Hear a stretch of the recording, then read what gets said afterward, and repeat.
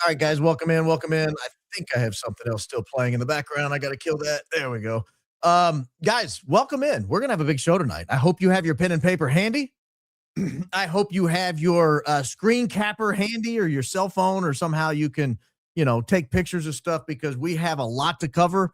If you saw last night's program, we're going to do a little recap before we get going because there were some questions about the airplane timeline, and I want to put um my suppositions. I want to add my suppositions into there. So we'll get that done, and then we will jump into the audio. The opening, I think, is going to be fantastic. I've been looking for a place to sneak this opening in, and I had to rework it a little bit to make it match tonight's topic, but it's great. It's fantastic. I've been looking forward to this for a long time. So I'm really excited. Yes, those of you who went with rare prime rib hoodie, you got it right. Bean paste hoodie, raw hamburger meat hoodie, refried bean hoodie, whatever else you have here. This is your color of the day, your FBI color of the day, redacted. So we'll get you guys squared away. If you have any questions, feel free to join in the chat. We'll go over those towards the end of the program. Let me do this real quickly because I have to stall for about 3 minutes in order to not have the algo go crazy when I start doing my opening, because it's a violent opening. So I want to go over this real quickly from yesterday, just to recap.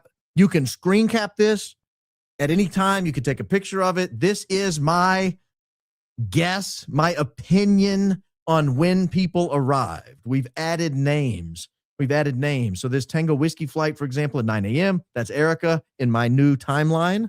I'm not married to this timeline. I'm open to being wrong. But we'll play some audio tonight that might suggest I'm right. And that would make the flight that came in, we thought was Erika at 3:12 p.m. That would put Andrew on that flight. And then we will explain that. So we're going to pull this back up in a little bit. But I am going to refer to this a few times tonight. So just stay tuned. Be ready. Have your pen and paper handy, because if you were confused on the timeline, the audio tonight may get you. But the audio is critical because we haven't listened to this in a long time, and we know a ton more about the Charlie Kirk case today than we did then. And so we've got to get this all cleared up. We have to get on the same page. We have to do a little review. I've got some delicious blackberry soda tonight in the thing. I'm not drinking booze. It's delicious blackberry soda. And I'm already halfway done with it. I hope that doesn't lead to me having to use the restroom and wiggle around for the last half hour of the program again. It's been known to happen. All right. Let me give you the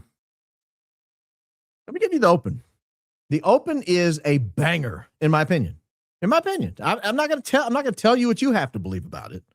I'm just telling you right now, when I look at this opening, it's a banger. It's a subject that just drives people crazy when you cover it. So, all right. I don't know where the goblet came from. I saw somebody in the chat asking. I don't know. Oh, and just to clear up something else, I picked the color of the hoodie an hour or two before the program. I'm not watching you guys guess and then picking one that you guys don't guess. I wouldn't do that to you. All right, ladies and gentlemen, you ready? Here is your opening statement. Orenthal James Simpson, O.J. Simpson, was at one time one of the most famous and beloved people in America. O.J. was born in 1947 in San Francisco. He was raised in extremely humble circumstances, plagued by poverty and health challenges. As a child, he had rickets caused by severe nutrient deficiencies and required leg braces. He overcame his early physical challenges and found his first taste of stardom as the star football player at the University of Southern California, where he became a college football legend. In 1968, Simpson won the Heisman Trophy as the nation's top football player, rushing for over 1,700 yards and scoring 22 touchdowns in a single season. His speed, power, and elusiveness on the field, combined with his catchy initials OJ, earned him the nickname The Juice, a moniker that would follow him throughout his life. After college, OJ was selected by the Buffalo Bills as the first overall draft pick in the 1969 NFL Draft. His legendary professional career solidified his status as one of American football's all-time greats. In 1973, OJ solidified his status and became the first player to rush for over 2,000 yards in a single season. He led the league in rushing 4 times, earned 6 Pro Bowl selections, and was named NFL MVP in 1973. His on-field dominance, his electric personality, and his stunning good looks gave him tremendous crossover appeal and made him a household name. His infectious smile graced magazine covers and television screens. By the mid-1970s, he was not just an athlete, but a cultural icon, becoming one of the driving personalities able to bridge racial divides in a post-civil rights era America. After hanging up his cleats from football in 1979, Simpson parlayed his fame into a successful entertainment career. Being larger than life, he smoothly and seamlessly transitioned to Hollywood. He starred in films like The Towering Inferno and the Naked Gun trilogy, where his comedic timing as Detective Nordberg showcased his lighter side.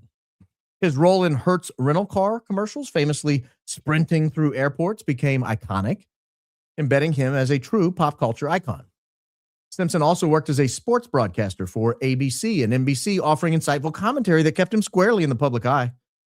Endorsements rolled in from Schick razors to Pioneer Chicken, and he amassed a fortune of tens of millions of dollars.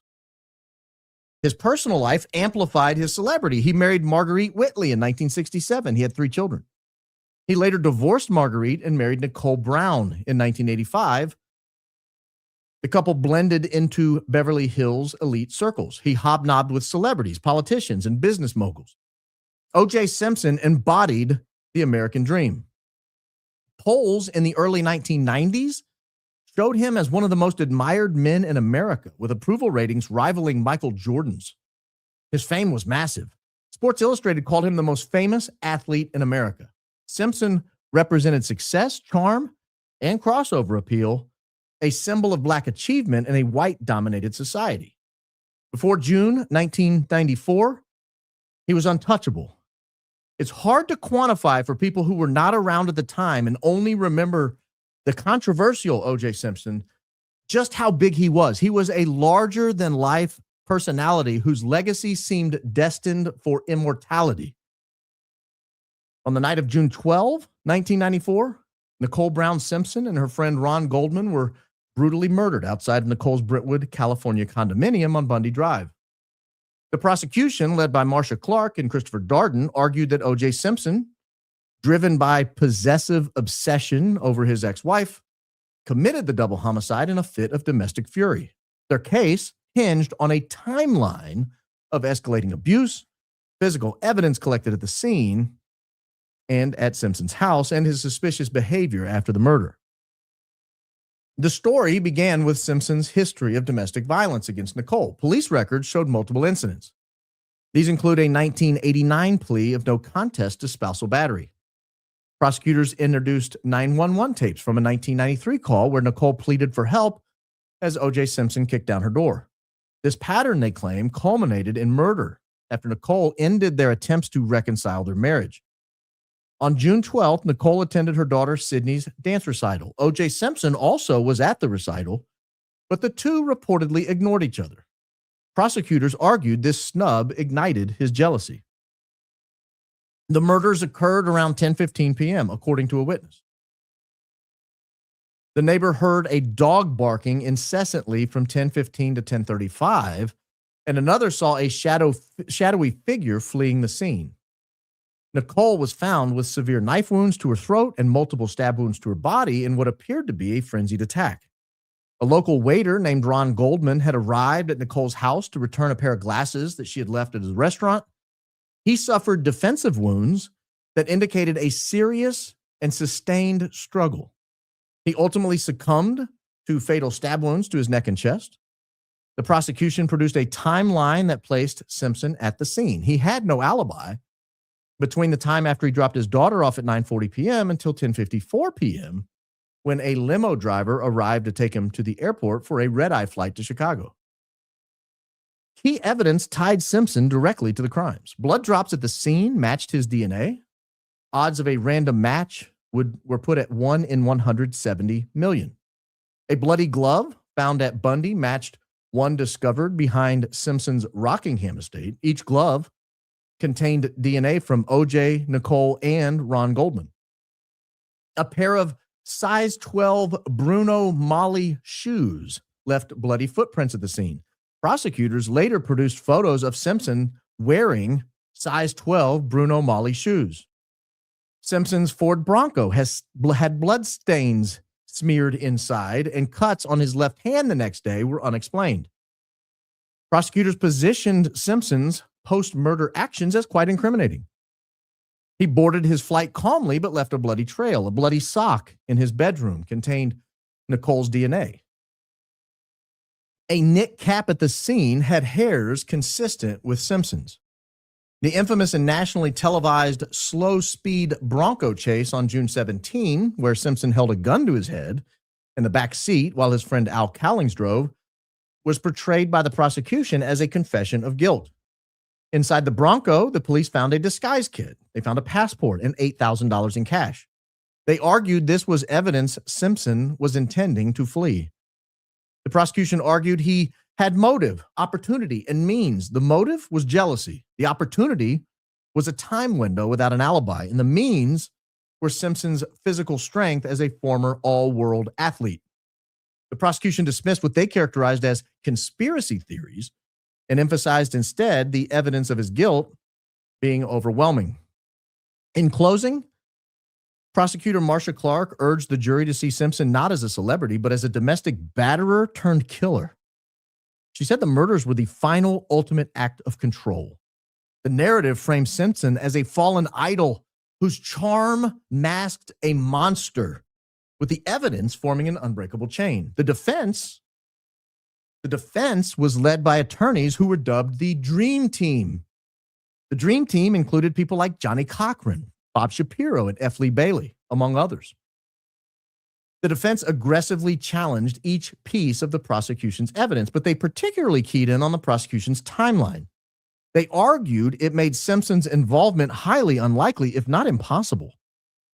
Their strategy centered on compressing the window of opportunity to an absurdly tight frame, highlighting inconsistencies, police errors, and alternative explanations to sow reasonable doubt.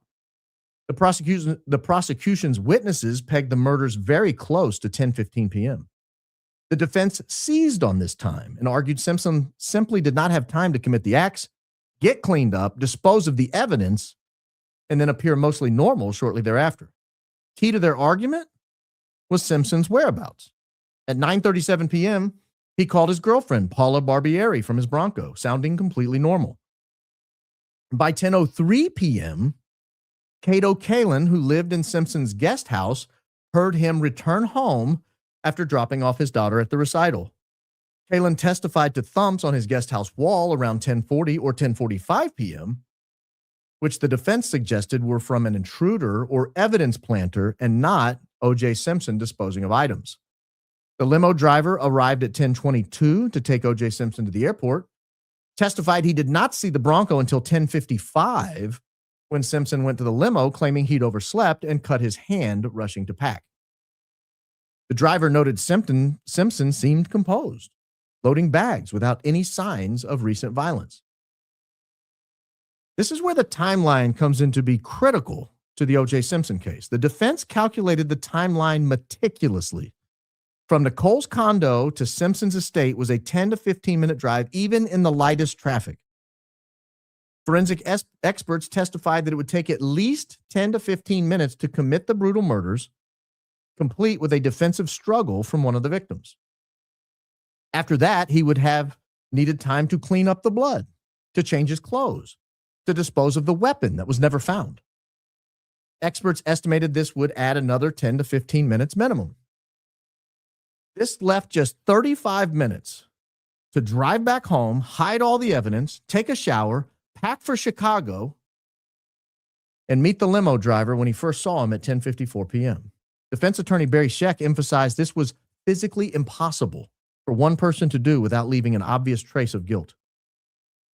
This was especially true, he argued, since Simpson had no visible blood or any injuries beyond a small cut seen by the limo driver. The defense also attacked the blood evidence found at the scene. EDTA. EDTA. This is a preservative in blood vials. EDTA was detected on both the sock and the gate at OJ's house. The defense argued that the presence of EDTA necessarily meant the evidence was planted after Simpson's blood was taken. There was also the famous glove demonstration where Simpson struggled to fit the glove on his hand in open court. Johnny Cochran used this incident to coin what is perhaps the most famous line ever uttered in a courtroom. If it doesn't fit, you must acquit. The defense introduced alternative timelines via experts. Dr. Michael Baden argued the victim's body temperature and rigor mortis suggested a later time of death, perhaps closer to 11 p.m., after Simpson was already en route to the airport. Phone records showed a call from Simpson's cell phone at 10:03 p.m., and it was near his home, not near Nicole's home at Bundy. They highlighted rushed police work. The scene wasn't secured until 12:30 a.m., allowing crime scene contamination. By poking holes in the unaccounted for minutes, the flawed forensics, and the biased investigation, the defense argued Simpson's guilt was not just doubtful, but it was, in fact, a logistical impossibility. Their strategy resonated. It led to an acquittal after less than 4 hours of jury deliberation. So if O.J. Simpson didn't do it, who did? Investigator William Deere wrote a 2012 book called O.J. is Innocent and I Can Prove It. In it, he argued the real perpetrator was a young man named Jason Simpson. Jason was O.J.'s son from his first marriage. William Deere argues in his book Jason's troubled history, the motive, the opportunity, and the physical capability of Jason Simpson all align better with the evidence than O.J. Simpson's involvement. His book suggests O.J. may have even helped cover up Jason's crime to protect his son. Jason was born in 1970. He had a long and documented struggle with rage issues. He was diagnosed with intermittent explosive disorder and possibly Jekyll and Hyde syndrome. Jason abused drugs and alcohol and had a history of violence. This history included assaults with knives, which have obvious parallels to the murders of Nicole Brown Simpson and Ron Goldman. Jason worked as a chef at a restaurant near where Ron Goldman was employed, which creates an intriguing potential link between the two. On June 12, 1994, the date of the murders, Jason had invited Nicole and their children to dinner at his place. Nicole declined. She instead ate at Ron Goldman's restaurant. This rejection amid Jason's unstable mental state, William Deere argues, could have triggered rage. Deere claims Jason had a time card alibi. But Deere compellingly argues that the time card showing Jason was at work was in fact fabricated. Fellow employees at Jason's restaurant agree he was not at the restaurant when the time card stated he was. As a result, if Deere is correct, Jason's whereabouts that night are in fact unverified. The black knit cap found at the scene contained dog hairs. The dog hairs were consistent with dog hairs from an Akita. Jason owned an Akita. The unidentified fingerprints at the scene matched no one else that they tested, but Deere argues they could have fit Jason's fingerprints. And the timeline more loosely fits Jason. Jason lives nearby. He could have arrived at Bundy around 10:15. He could have committed the acts in a fit of rage or drug-fueled fury and fled without the time constraints faced by O.J. Simpson. Jason's Jeep Cherokee had bloodstains. He had a knife set that had a blade missing that matched the wounds.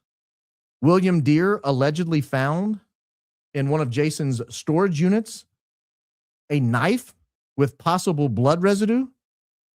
Jason's psychiatric records show prescriptions for Depakote, which is prescribed for rage, and a history of threatening suicide with knives. A note from Jason to O.J. after the murder read cryptically, possibly confessing guilt. OJ's supporters point to his actions as paternal protection. OJ hired a dream team of top lawyers, but he did not pursue any other suspects. During the Bronco chase, OJ drafted what appears to be a final note to the world before he departs and begs the press to leave his children alone. In a 2006 book that served as a hypothetical confession written by OJ titled If I Did It, OJ described a companion at the scene. Some interpreted that companion as Jason. Critics dismissed this as speculative, lacking DNA ties. Ultimately, the theory posits OJ's acquittal stemmed from doubt, but true guilt might actually lie with Jason, shielded by family loyalty and a flawed investigation. While unproven, it offers a compelling alternative, humanizing the tragedy as a father's sacrifice. And that is your opening statement. I myself believe that, by the way. I didn't just say all that. I find it to be compelling. I find it to be compelling.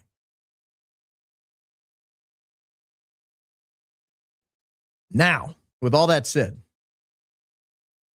the opening last night, the opening tonight, both were about timelines and how timelines were important to guilt or innocence. And how it was the discovery of the timelines that led the investigation. We're going to look tonight at a detailed timeline of the day of Charlie Kirk being taken out. We looked a little bit at a timeline last night, and we're going to refresh ourselves on that timeline tonight. That was the airplanes. Tonight, we're going to look not only at the flight log timeline, which I will pull back up now, so you can get a good hard look at it before we switch to the audio, in case you did not have your phone handy when I showed it the first time or did not get a screen cap. This is the new timeline that I believe is compelling. I don't know if this is fact, but this to me makes more sense. It's the only timeline that explains this yellow flight right here, this N560 Tango Whiskey flight.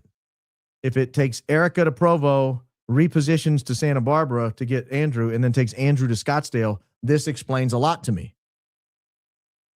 It also explains Andrew would be flying without his cell phone in all likelihood, because Andrew's cell phone would want to have it look like he is in Santa Barbara. So Andrew's wife would bring his cell phone here at this 4:36 p.m. landing down here, fourth from the bottom, which is why Andrew would have told people he was a nervous wreck on the flight in, because he wouldn't have had an outlet to talk to anybody. He wouldn't have had an outlet to get any information. He would have been on a flight with no devices. So this is an interesting timeline. We're going to come back to this. But I want to go tonight to, I'm trying to think of the best way to start this. And I think the best way to show this is to kind of give you an overall idea of where we're taking this and then back it out and go line by line. I think that if you guys can see an overview of where we're headed, yeah, I think that's the best way to do it. Let me do this. I'm going to play a lot of audio tonight. You're just going to have to deal with it. All of you people who don't like audio are just going to have to deal with it. And the reason I'm saying you're going to have to deal with it is because it's important. It's absolutely critical to understanding this story. If we cannot get the audio right, if we cannot figure out what was happening on the ground that day, then we're going to get lost in everything, and we're going to lose, I don't want to say the forest for the trees, but we're going to lose a firm understanding of where everybody was and when. So I'm going to start playing some audio here. Let me bring this column in. Just there. I'm going to start playing some audio here. This is audio from 12:23. 12:23. Let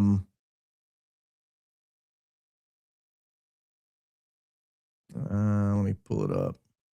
12:23. This is the minute, the very minute that Charlie Kirk heard the Big Bang. We all heard the Big Bang. The Big Bang heard round the world. So I'm going to play this audio. This is the first dispatch broadcast that was played that night, that afternoon.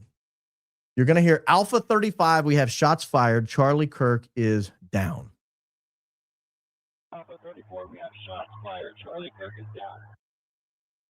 So that is Alpha 34. We have shots fired. Charlie Kirk is down. That radio call went out at 12:23. That's consistent. And why I play that is I'm letting you know that our timeline is correct. So when we play the rest of these, they're all relative to that first dispatch.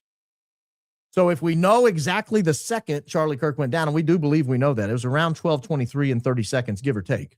If we know that, we now can build off of that timeline as we play the rest of these recordings. Here is a recording saying he's on his way to the hospital. This is 30 seconds later, and this is consistent with what you guys saw. Hey, we did have shots fired. He's on his way to the ambulance. He's on his way to the hospital. Engine 31 and medic ambulance 35. Respond to unknown incident type. At 3, off. In Utah Valley U. On fire 2. So I don't know if you heard that. It was breaking up in my ear. But he says, hey, we did have shots fired. He's on his way to the ambulance, on his way to the hospital. Now, here's a critical play here, because just seconds after that broadcast, this was when we all took a deep sigh of relief because we thought they had the perpetrator. This is the broadcast announcing that they have, in fact, captured or arrested a suspect. This was the George Zen arrest, but here's the audio. 3 units that can clear and respond to SSUVU with an active shooter. Alpha 11, I've got one in custody. Copy, 1 in custody. Yeah, so Alpha 11 got one in custody, and then the dispatcher says, copy, 1 in custody. That took place 1 minute, 7 seconds after the initial broadcast. 1 minute, 7 seconds after the initial broadcast. Now, this is an interesting one because it confirms what we heard from Brian Harpole in the Sean Ryan interview, that they were flying up the highway with Charlie Kirk actually hanging out of the car. This is confirmation of that over the police radio. He says, 212, everybody get off the radio. I've got a black SUV northbound on Wolverine Way, passenger doors open, someone trying to hang out of it. 212, everybody get off the radio. I've got a black SUV northbound on Wolverine Way. Passenger door is open. Someone's trying to hang out of it. That broadcast right there was less than 4 minutes after the Big Bang. So they had already gotten Charlie Kirk from the scene of the incident into the SUV and were flying up the highway with someone hanging out of the car.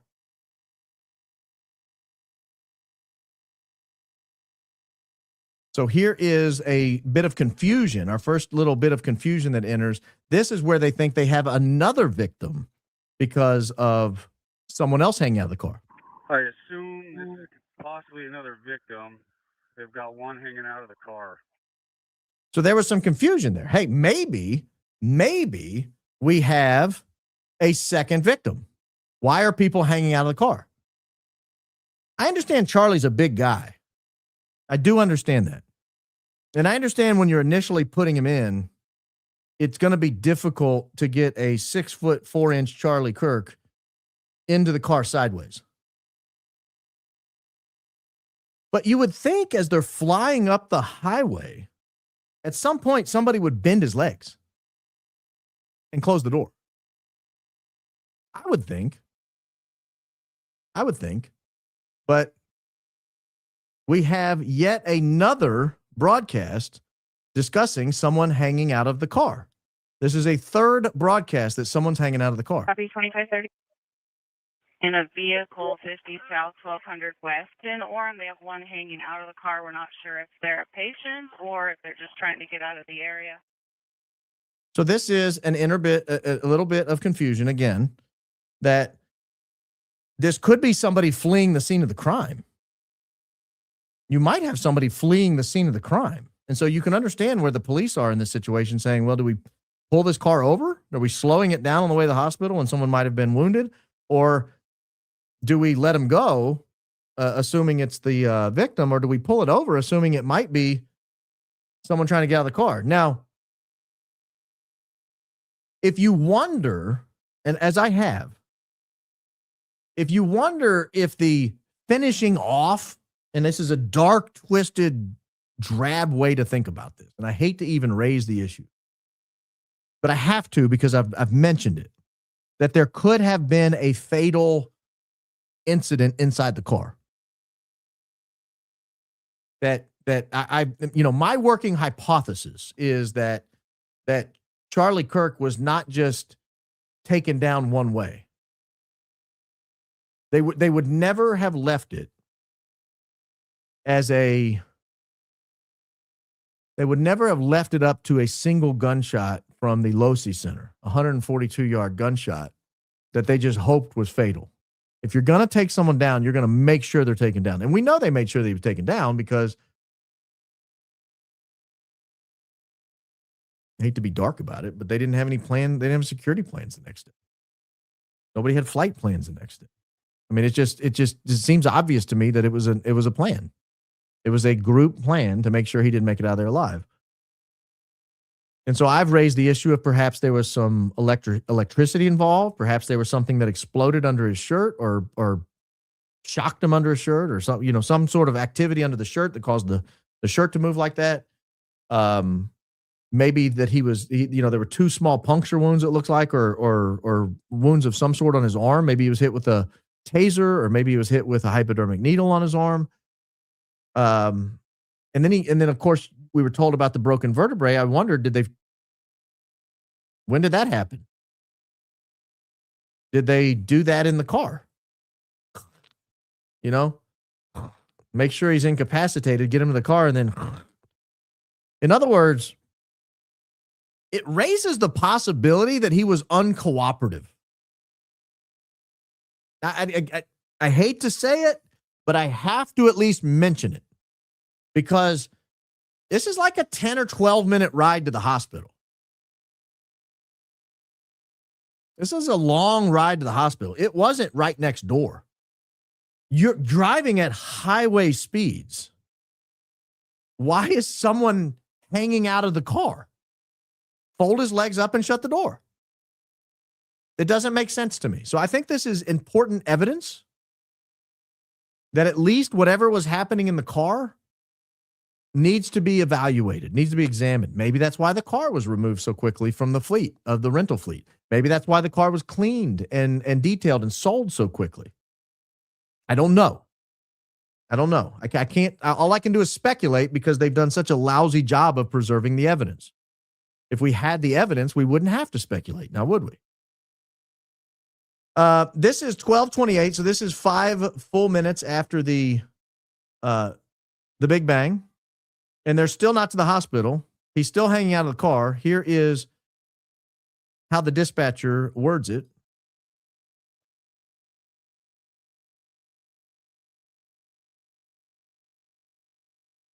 So apparently at some point, an officer or ambulance or something has joined the parade. Oh my gosh. No, I didn't do it. No, stop it. You didn't see it. Everybody back up. Act like it didn't happen. Act like it didn't happen. It was a 5-second clip. We're going to forget about it. We're among friends. Stop it. I pulled an Ian. I knew I shouldn't have lowered it. I knew it. As soon as I lowered it, I was like, you're going to forget to put it back. All right, here we go. This raises the possibility. Well, I'll just play it and then we'll talk about it. I'm notified Tippinose Hospital. We're about there in just a couple minutes with the victim. So now somebody else has joined the parade. You have either an ambulance or a police officer that is caught up to the car and is driving with them.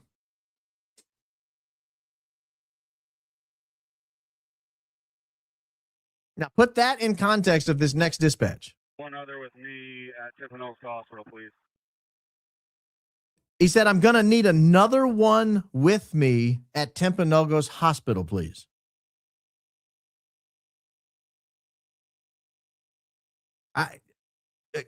I've not asked these people what all this means. I don't have access to the police officers. They would never talk about an ongoing investigation. But as I look at this, I start to put this together. I was like, okay, we have shots fired. Charlie Kirk is down. They've got one in custody, so they're not, I don't think they're worried at this point anyway about people getting away. That's a huge red flag for me, because I think this highlights the criticality of George Zinn doing what he did. It allowed anyone else on campus to get away scot-free because the police thought they had the guy. The police were arresting somebody. It took multiple officers to respond. They're no longer looking for people. And this all happened within 45 seconds of the Big Bang. Then you've got this SUV flying down the highway. The passenger door is open. Someone's trying to hang out of it. It does not say someone's feet are dangling out of it. Someone's trying to hang out of it. That indicates like there's a whole person, perhaps. And if you're driving at highway speed, you might not want to jump out, even if you perceive as danger inside the car. All right, so now we're going to fast forward a little bit, because now we're going up to 12:33 p.m., 10 minutes, only 10 minutes past the Big Bang. And now we get the introduction of canine dogs on the scene. Here we go. 1J129, I've got all county canine headed that way. Where do you need us? We got all county canines headed that way. Where do you need us? I don't know what canine dogs are looking for in this moment. I don't know what they're looking for. I don't know what they're talking about. I don't know what they're after. This is only 10 minutes afterwards. Maybe they just think, hey, we might have a foot chase. We might have, who knows? I don't know what all canines can do. I know what canines allegedly couldn't do, which was locate the rifle. We'll talk about that in a little bit. So they have these canines. They're headed that way. Where do you need us? Now, here is the first indication something is amiss. You've got somebody here who just spoke to a student. What did this student say? Spoke to a student, said that the shooter is on top of the building on the far north side, maybe the CS building, or just east of the library. He's wearing jeans, black shirt, black mask, long rifle. The rifle is visible. Just spoke to a student. She said the shooter is on top of the building on the far north side. Now, I'm going to pull up the building she was just talking about. Because she said the CS building. That's the computer science building. I'll show you the building we're talking about. She didn't say the Losi Center building. She said the CS building. And let me pull this up and give you a good idea here of what we are looking at. This is the CS building. So if we drill in here, we get there. This is the courtyard, UVU courtyard right here. This is the UVU courtyard. North is straight up. This is not positioned to the north. I mean, the map is positioned to the north. The courtyard is actually kind of east-northeast facing. But if you back up here, this is where we're told the shot was taken from. This is where we're told the shooter came from. This is not the building that student just said she saw a shooter on. She described a shooter with some particularity. She described the shooter as wearing black jeans, black shirt, black mask, long rifle. And on top of the CS building, that building is back here. That's a different building. That's this building. And she says the shooter is on top of the building. Just spoke to a student. This is 10 minutes later. Just spoke to a student. Shooter is on this building. I have long suspected somebody was back there acting as a lookout of the whole operation. And I thought this guy was probably a lookout or a decoy, one or the other. But we'll just allow that for now. So let's go back to our timeline real fast. Let's go back to our timeline. Now, we have yet another person describing what they are seeing. We had that person say, shooters in the building wearing on top of the building, wearing jeans, black shirt, black vest. We know for a fact that is not what Tyler Robinson was alleged to have been wearing. We have more here. All units responding to you, just be advised, we have information that the shooter is on top of the building on the far north side, just east of the library, wearing jeans, black shirt, black vest. We are far north side, just east of the library. Well, let me show you where this is, because this is, again, not anywhere near the Losi Center. This is your library right here. The far north side, this is the north side of campus. Just east is going to be perhaps the Army ROTC building. Perhaps this building, the Sorensen Center building. But I don't know how you would say that this building down here in the middle of campus is on the far north side, just east of the library. This is the library, just east of the library is here. Or perhaps they're situated wrong and they're thinking this is just east of the library. But either way, that's not consistent with, like, why would you use the library as a landmark for a building that's in the middle of campus? It doesn't make sense. It does that doesn't make sense. But again, early reports, maybe things go wrong. So let's go back to the timeline and see if that gets cleared up at all in any capacity whatsoever, because we have another description here. the last known location I have is that the shooter was on top of the north building just east of the library wearing jeans, black shirt, and a vest. Doesn't clear that up any. It's the same exact description, same exact thing. This is what they're operating with at this time. Now let's go forward to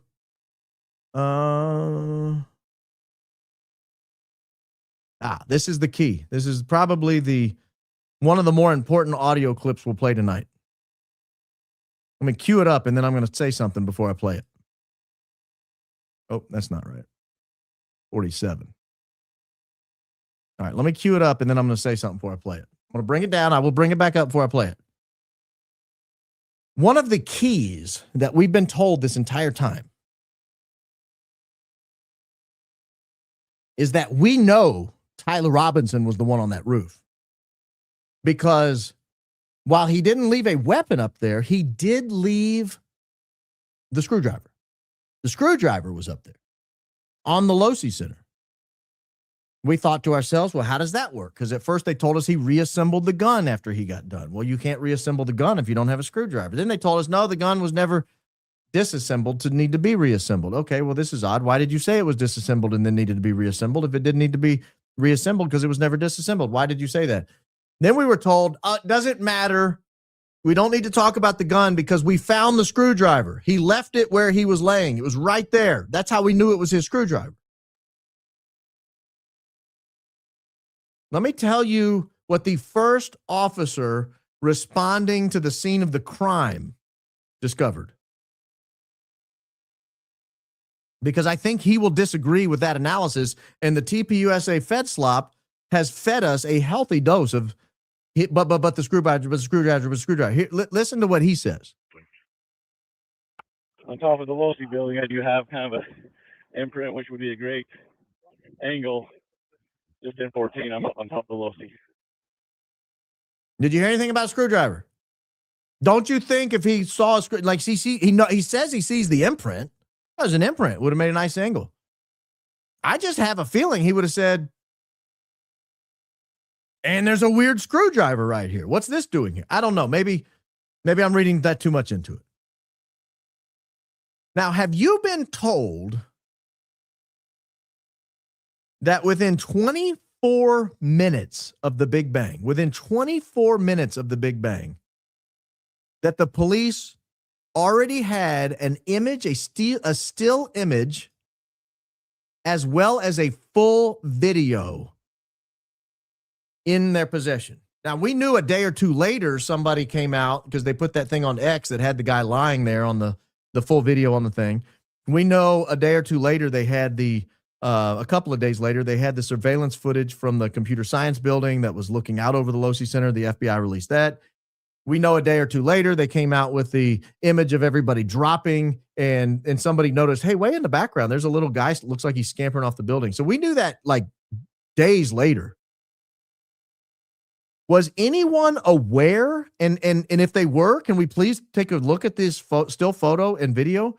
Because the Utah County Police, the police scanner, says that they have somebody with a picture and a full video. I don't know if that now I don't, maybe they're talking about the actual wound, but I mean, I kind of read it as they have a image of the suspect. That's what they're looking for. But you tell me what you hear.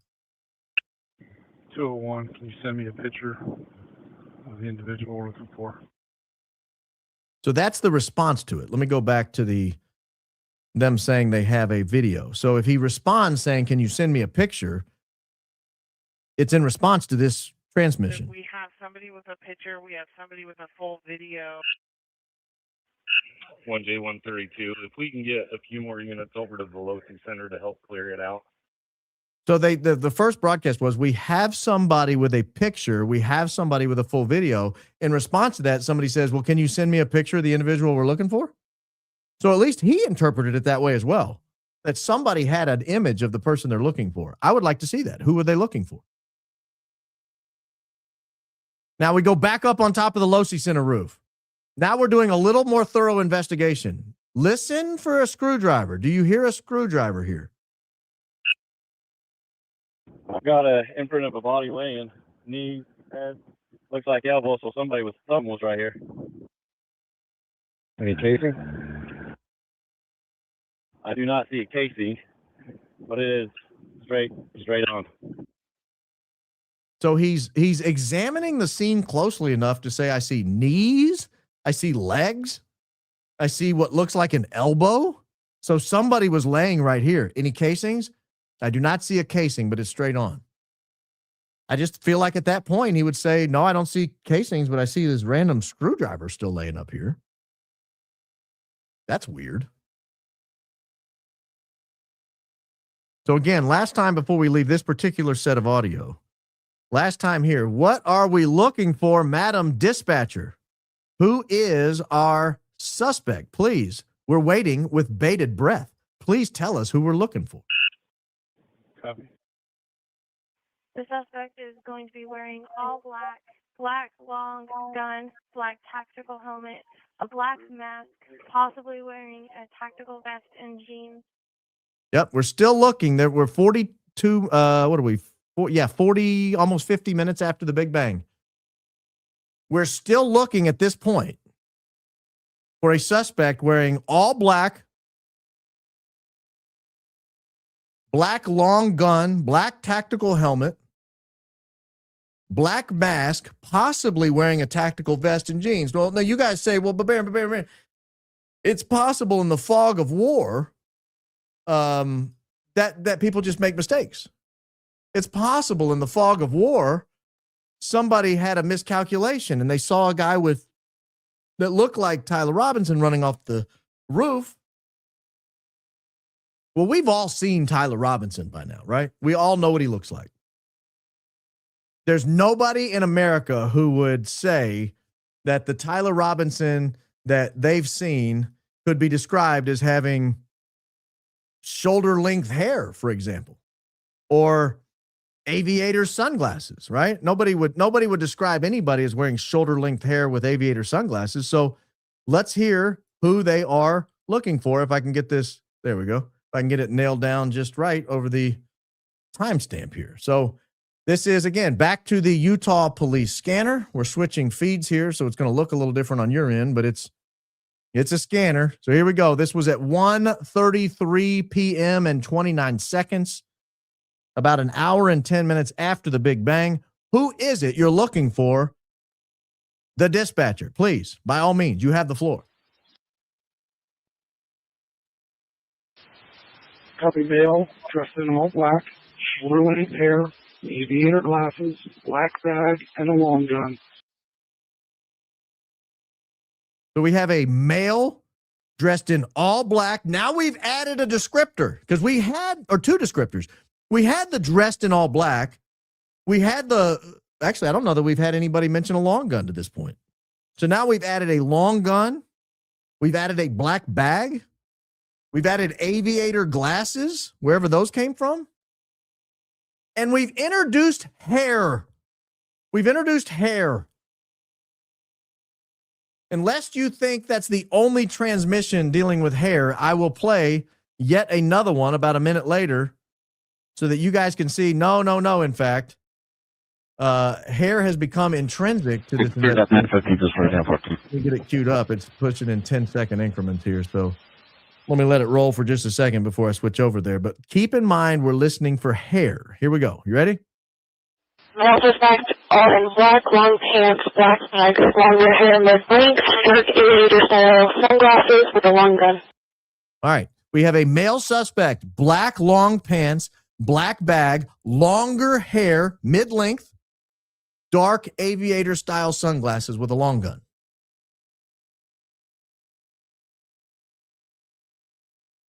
As you were listening to the Fed Slop narrative being spoon-fed to you, being crammed down your throat day after day, asking like this was an open and shut case and we had nothing to talk about and we're all just conspiracy theorists, do you remember anybody talking to you about a suspect with long hair, shoulder-length hair, mid-length hair? Does this guy look familiar to you? Do you know who this is?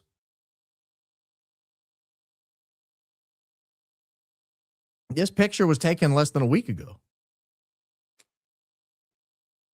This is alleged to be Lance Twiggs, photographed by the Daily Mail in Texas. That, to me, looks a lot like the description. Now, that's the Lance Twiggs we've all seen. We never got to see his hair, did we? Because they always showed us Lance Twiggs either in a hat or with this stupid costume on. They never one time showed us Lance Twiggs looking like this. This is the first I got to see Lance Twiggs. So when you look in the timeline becomes pretty important. The timeline starts to become problematic for the prosecution, starts to become problematic for the Fed Slop. We're going to get to why. But one of the major kinks in the timeline is the introduction to the timeline of a descriptor that looks a whole lot more like the roommate than it does Tyler Robinson.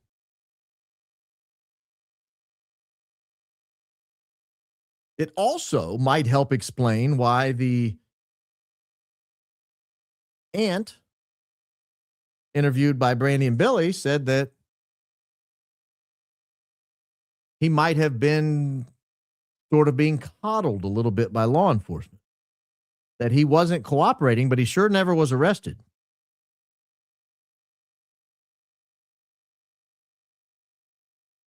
So this becomes a problem if you are pushing the Fed Slop narrative. If you're Cash Patel, if you're the Utah County Sheriff's Office, if you're the Utah County Attorney's Office, the introduction of a description that matches a mysterious figure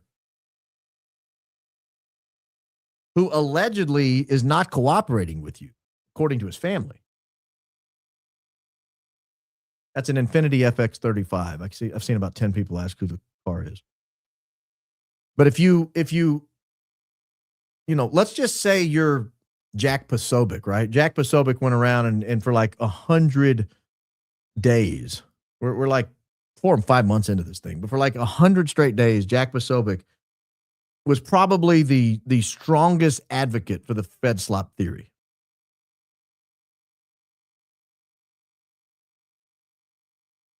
And it was so easy. He confessed in text messages. He told his parents he did it.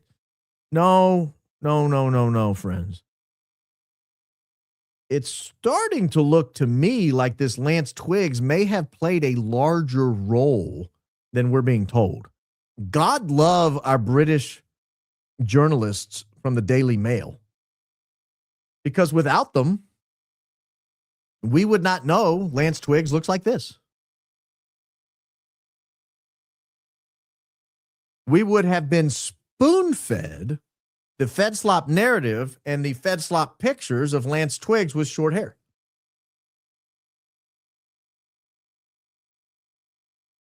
And we would have been stuck with that. That's all we would have had. He was kind of a mysterious figure. He didn't have a huge online presence. But that, to me, looks precisely like what we were told in that description. Looks a lot like it to me. And there's something in the law, this Brady evidence, right? You guys know what Brady evidence is? I'm not suggesting this is Brady evidence, and I'm not suggesting the defense doesn't have this. I have it. I'm assuming they have it. But the reason Brady evidence exists is if there's something exculpatory, meaning if there's some evidence that points to someone else having done it, you're entitled to have it and evaluate it. You're entitled to review it. You're entitled to test it. You're entitled to follow up on it. And if the defense is entitled to it, then we as the public, if we're looking at this and drawing conclusions and speculating, nobody should be calling us conspiracy theorists. No, you guys have been hiding from us this entire time. That there's a description that fits the roommate, and we don't know where the roommate was. And the roommate had really bizarre text messages back and forth with Tyler Robinson that basically fried Tyler Robinson. And the roommate might have also had access to his Discord chat, his computer. Remember how he confessed to everything on Discord?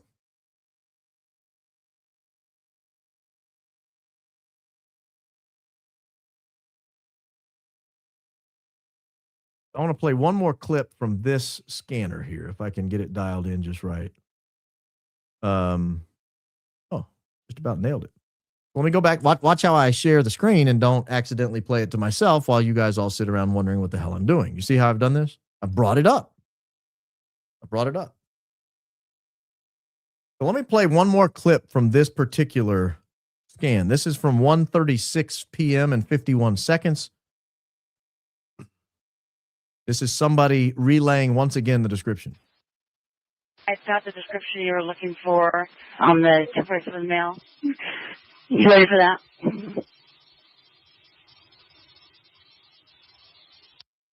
And I'll give you the description on the mail. All in black, long pants, black bag, aviator-style sunglasses with a long gun. Information was given at 13:26. Copy that. And 301 to all units, just 1014, that information was observed on camera footage an hour prior to it being given out. Wait a minute. You're telling me an hour before 13:26, which would be 12:26, which would be 2 or 3 minutes after the Big Bang. 2 or 3 minutes after the Big Bang, there was observed camera footage of a male, all in black, long pants, black bag, aviator-style sunglasses, and a long gun. You see how problematic this is by now? You see how problematic this has become? The entire slop we were told for the next several days? Keep in mind, the guy who was dressed in black with aviator glasses, the black bag, and the long gun was described by two separate dispatches, by two different dispatchers as having shoulder-length hair, medium hair, long hair. But we've been told it had to be Tyler Robinson. Have you ever seen Tyler Robinson with shoulder-length hair at all? Or aviator sunglasses? Or all in black with a long gun? No. I've seen none of that.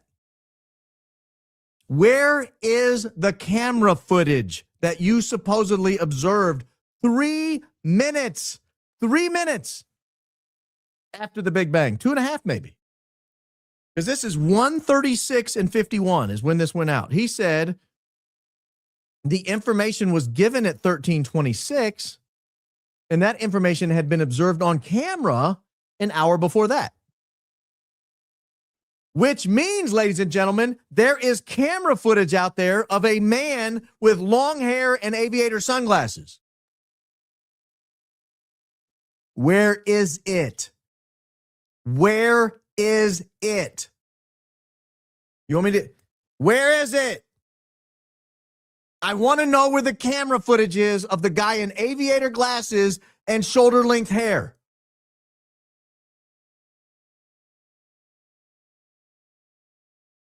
I've got to know. I've been told it exists now by 2 different dispatchers. Because I want to know if it looks like this. I want to know if the guy in aviator glasses with shoulder-length hair looks a little bit like this.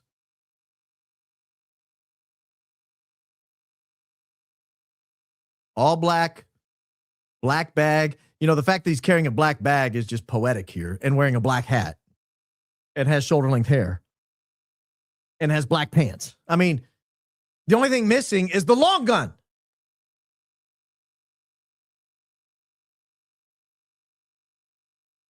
You guys feel lied to yet?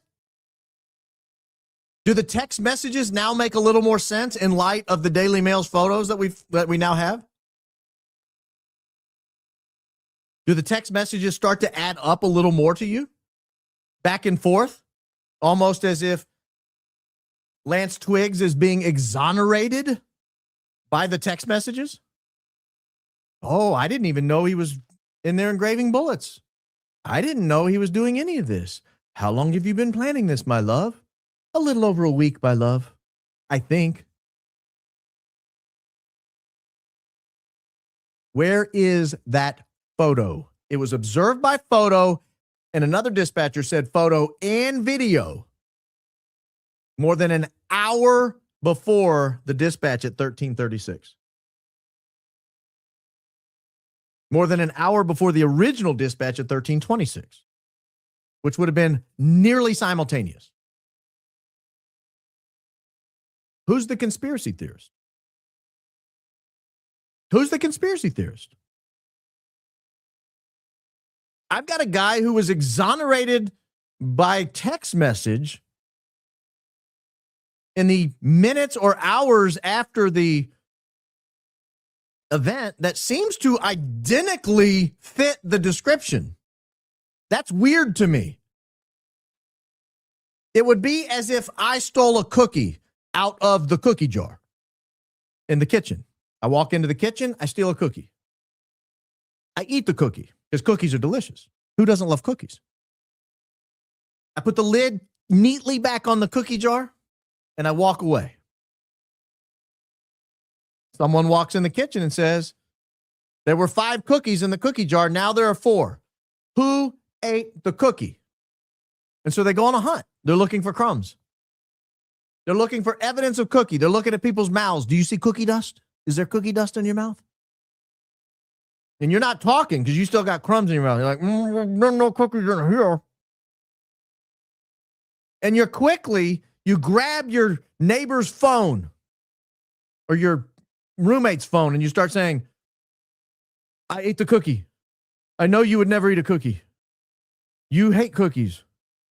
You're allergic to everything in cookies. You can't eat flour. You can't eat milk, eggs. You're anti-cookie. You're an anti-cookite. You're an anti-cookite. You hate cookies. You would never eat the cookie. And I go back and I say, did you eat the cookie? Because now I have my phone. I have both phones. Did you eat the cookie? In my roommate's phone, I grab my roommate's phone back and I'm like, it is I eateth thy cookie. My love, I've been planning the cookie caper for well over a week. I just couldn't stand looking at their chocolate chip deliciousness any longer. Don't talk to anyone. Hang up. That's how the text messages now read to me. The text messages now read that way to me. I look at this and I think, wait a minute. In broad daylight this whole time, the state was looking, the county was looking, the feds were looking for somebody with long hair and a long gun? And the images they released to us were Tyler Robinson decidedly with not long hair. Oh, and they have picture and video of somebody with long hair and aviator glasses, dressed in all black with a long gun and a black bag. Haven't released those to me. I haven't seen them. This next video, this next piece of audio was captured and saved, thankfully saved, because it is impossible to find online now, ladies and gentlemen. It cannot be located online. It's that important. All this other stuff is still available online. This next piece of audio I'm going to play is gone. But for a hero like Project Constitution, we wouldn't have access to it. But he saved it. He saved it. And we're thankful he did, because we would not have it today. And I'm going to play it because it's important to our timeline. This is important to our timeline. So I'm going to play this video here from Project Constitution, and it's going to illuminate the timeline even further. This is, again, of all the video that or all the audio that was captured that we have access to, it was gone. This is gone. And I'll play it, and then I'll tell you why I think it's missing.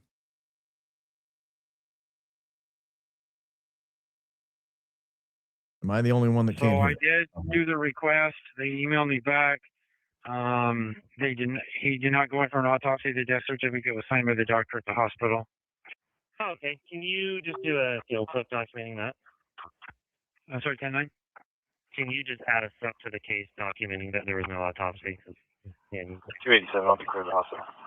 I need an officer at Timpanogos Hospital to come stage in the emergency room bay.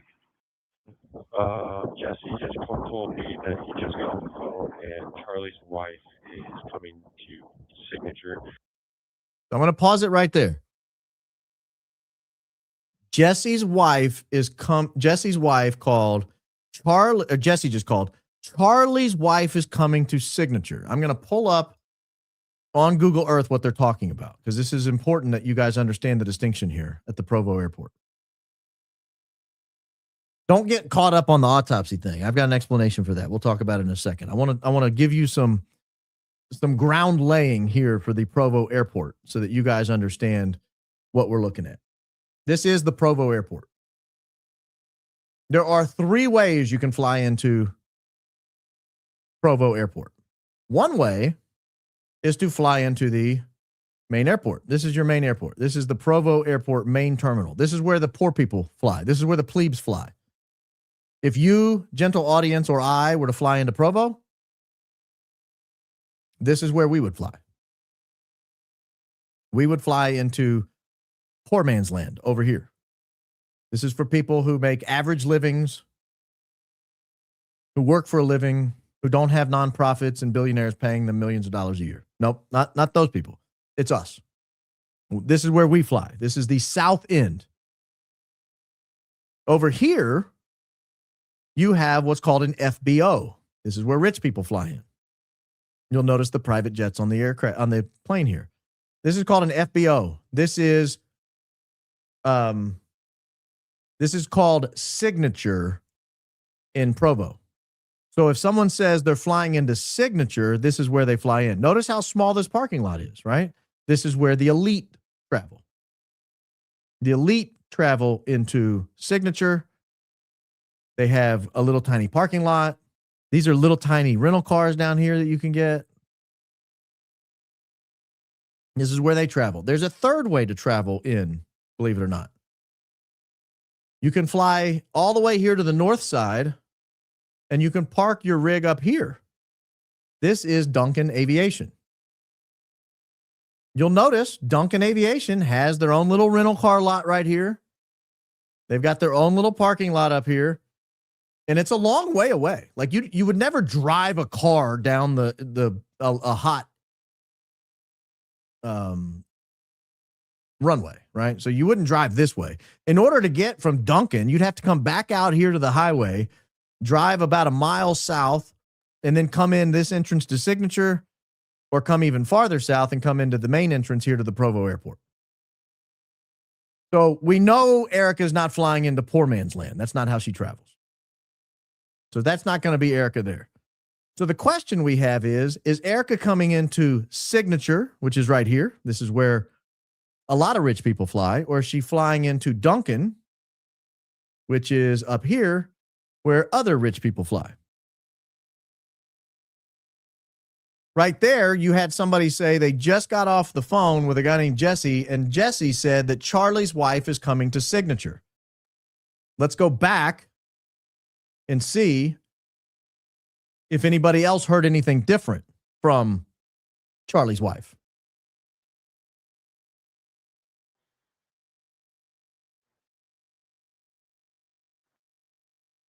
So he just up talked. Now that is not an Erika Kirk up talk. That's not like Erika Kirk going, Charlie's wife is coming to Signature. No. This is a guy who talks normally like an actual human being. And so when he up talks, he's asking a question. Wait a minute. Charlie's wife is coming to Signature? Why would you say that? Oh, did I lose the audio? Oh, I pulled a Baron again.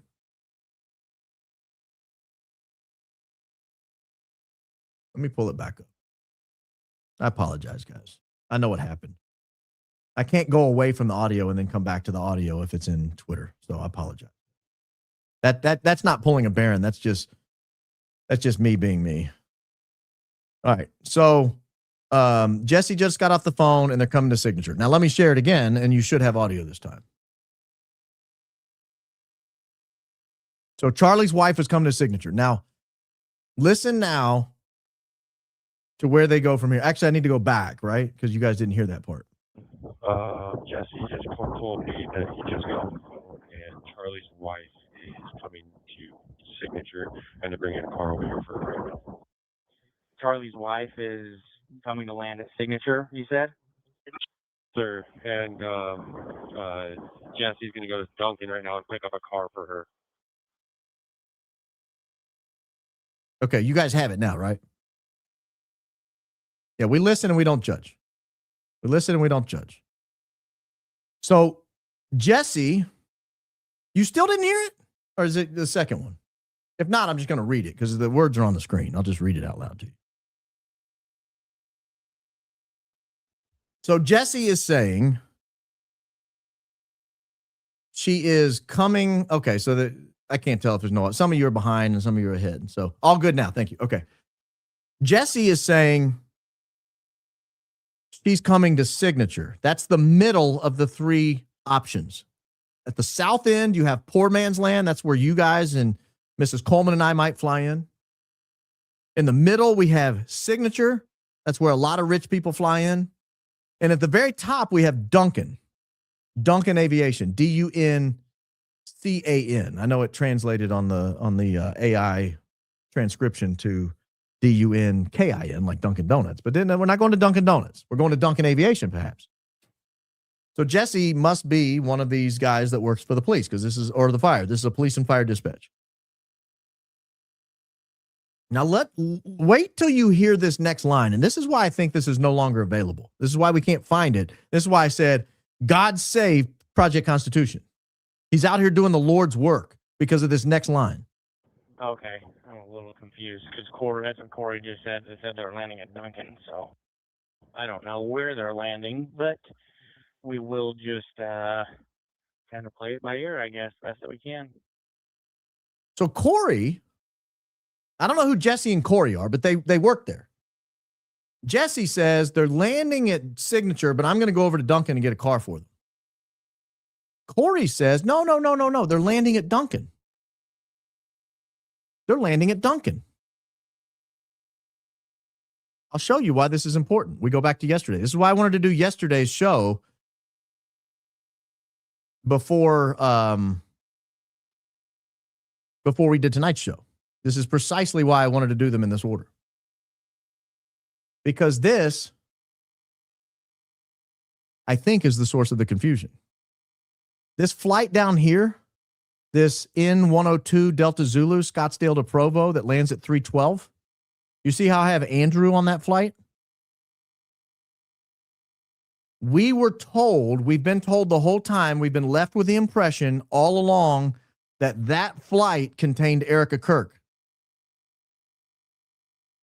That flight would have come into signature. That flight would have come in at signature. I'm going to answer the question of what time that is in just a second. That flight would have come into signature on an ordinary track. An ordinary person who flies an ordinary Gulfstream 5 into Provo Airport would land at signature FBO, fixed base operator. That's where they would have landed.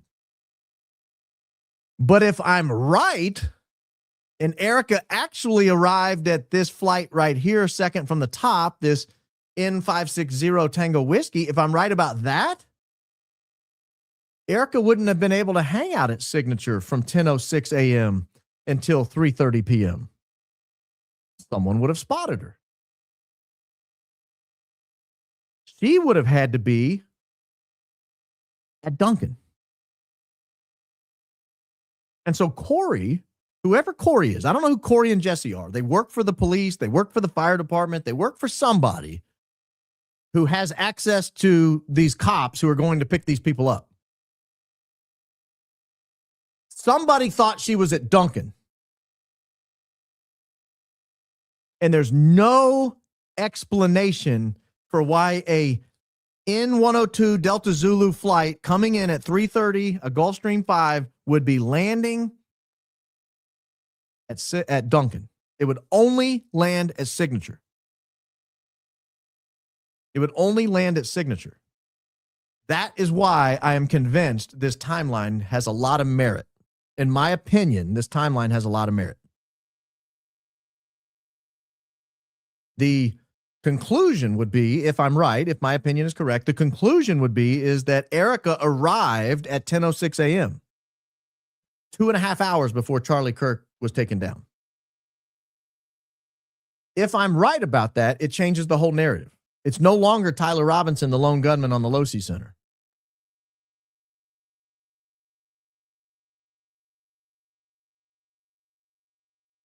But I cannot square the fact that one of these officials thought she was going to be at Duncan, unless somebody knew she was going to be at Duncan. Oh, I'm confused because Corey said she was at Duncan. Now, time. Someone asked about the time. Here's the dirty little secret. Because these recordings are no longer available, we don't know what time that was. We don't know what time that was. What we do know is it was after 1:30 and before 5:10. That's all we know. It was in that window, after 1:30 p.m. and before 5:10. My guess is it was close to 3:30. And here's why. Because they're keeping up the game, in my opinion. They're keeping up this game that she's flying in on this 3:30 flight from Scottsdale.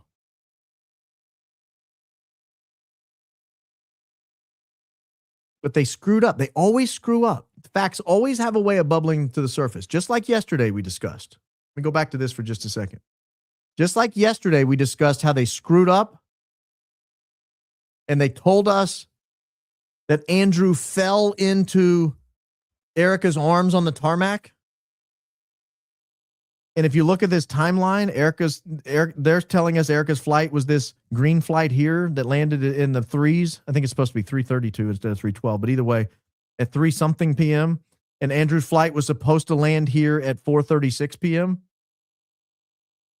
If Andrew falls into her arms, if what they're telling us is true, and Andrew falls into her arms, that means Erika stayed around at the airport for over an hour. And that's nonsense. If I'm right, and Andrew flew in on this N102 Delta Zulu flight that I have him listed on, because this is all my opinion here. If I'm right about that, Erika would have been at that airport for him to fall into her arms when he got off the airplane. And Erika would not have spotted Andrew's wife because Andrew's wife hadn't come yet. Because Andrew would have been coming alone from Scottsdale. And so when Candace asked Erika, was Andrew's wife on that flight? Erika was very smart because she said she didn't know. Because the consequences of her being wrong would have been devastating. But the only reason she wouldn't know is if she didn't know what the story was. That's the only way she would have been wrong on this, is if she didn't know what the story was. So I hope that clears stuff up for you on the timeline relative to the planes. I hope that clears that up for you. I have a couple of more pieces of audio I want to play because it gets to a weird story that we have yet to been told. We were told there was a story of a young man who got arrested. It was the second of the 3 arrests that Kash Patel announced. The first arrest he announced was George Zinn. And we learned that that was incorrect, that George Zinn, in fact, was not the shooter. The second arrest was a guy named Zechariah Qureshi. Zechariah Qureshi was arrested about, 3 in the afternoon or so, maybe 4 in the afternoon. And they made a second announcement. Nope, we had the wrong guy the first time, but now we've got the right guy. And I want to play the video here, or the audio of him getting arrested or them looking for him, because there's a fact in here we haven't been told that's very bizarre. It's just bizarre beyond bizarre. I want to get it queued up exactly right so I'm not wasting your time with a bunch of dead air. Here we go. And I don't recall anyone telling me this along the way.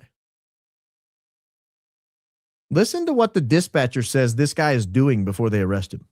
Continuing attempt to locate active shooter suspect. Tactical vest and a black mask, possibly carrying a rifle.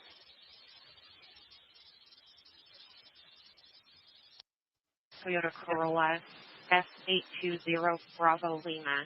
Suspect possible name Zachariah Qureshi, date of birth 5/12/2000. The male is going from hospital to hospital looking for the victim. Again, used. The male is going from hospital to hospital looking for the victim. Huh? The male is this Zechariah Qureshi that they're looking for? They just put a BOLO out on this guy? They gave his date of birth. They gave his license plate number. They gave his height, his weight. Hazel eyes, blonde hair, male, tactical vest, black mask, possibly carrying a rifle. They think it's this guy, Zechariah Qureshi. Why? Because he's going from hospital to hospital looking for the victim. What? Why? 0. Notify if located in detail 1511. Height 5'11", 198 pounds. Hazel eyes, blonde hair, male. And the broadcast 1511. Those also have male carrying a black bag with tan straps.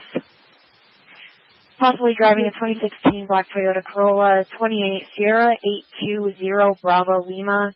Suspect is Zachariah Qureshi, 5/12/2000. Male is going hospital to hospital looking for the victim. Going hospital to hospital looking for the victim. Two different dispatches saying that we have a male who eventually was arrested that was going hospital to hospital looking for the victim. Zechariah Qureshi, hospital to hospital looking for the victim. I don't recall hearing about that. I recall hearing he got arrested. I recall his name. I recall seeing his picture. I recall all that. But I don't recall hearing him going hospital to hospital looking for the victim. And here's another dispatch on this guy. 20 Bravo Lima, Sierra 82 Bravo Lima local, last seen eastbound University Parkway in Orem. About 6 minutes ago now. Correction, about 14 minutes ago now. No ID on the shooter at this time. So they're actively looking for this guy. Why are they looking for this guy? There's one more set of audio I want to play. This one has a little video. I want to pull it all the way back to here. And this is going to give us the FBI telling people to stand down, essentially. Do not interview these people. They want to be the one to interview it. Why? It's a little weird to me. You know, the FBI is just disclaiming it now. They're saying, oh, it's a state investigation. But in the immediate aftermath, the FBI was all saying things like this. 11J50. Just 1014. I'm still about 15 out, but the 1J unit that's going to be up there to interview Andrew, as per FBI and FBI, we've been given clear direction not to interview, confirming negative interview until they get there.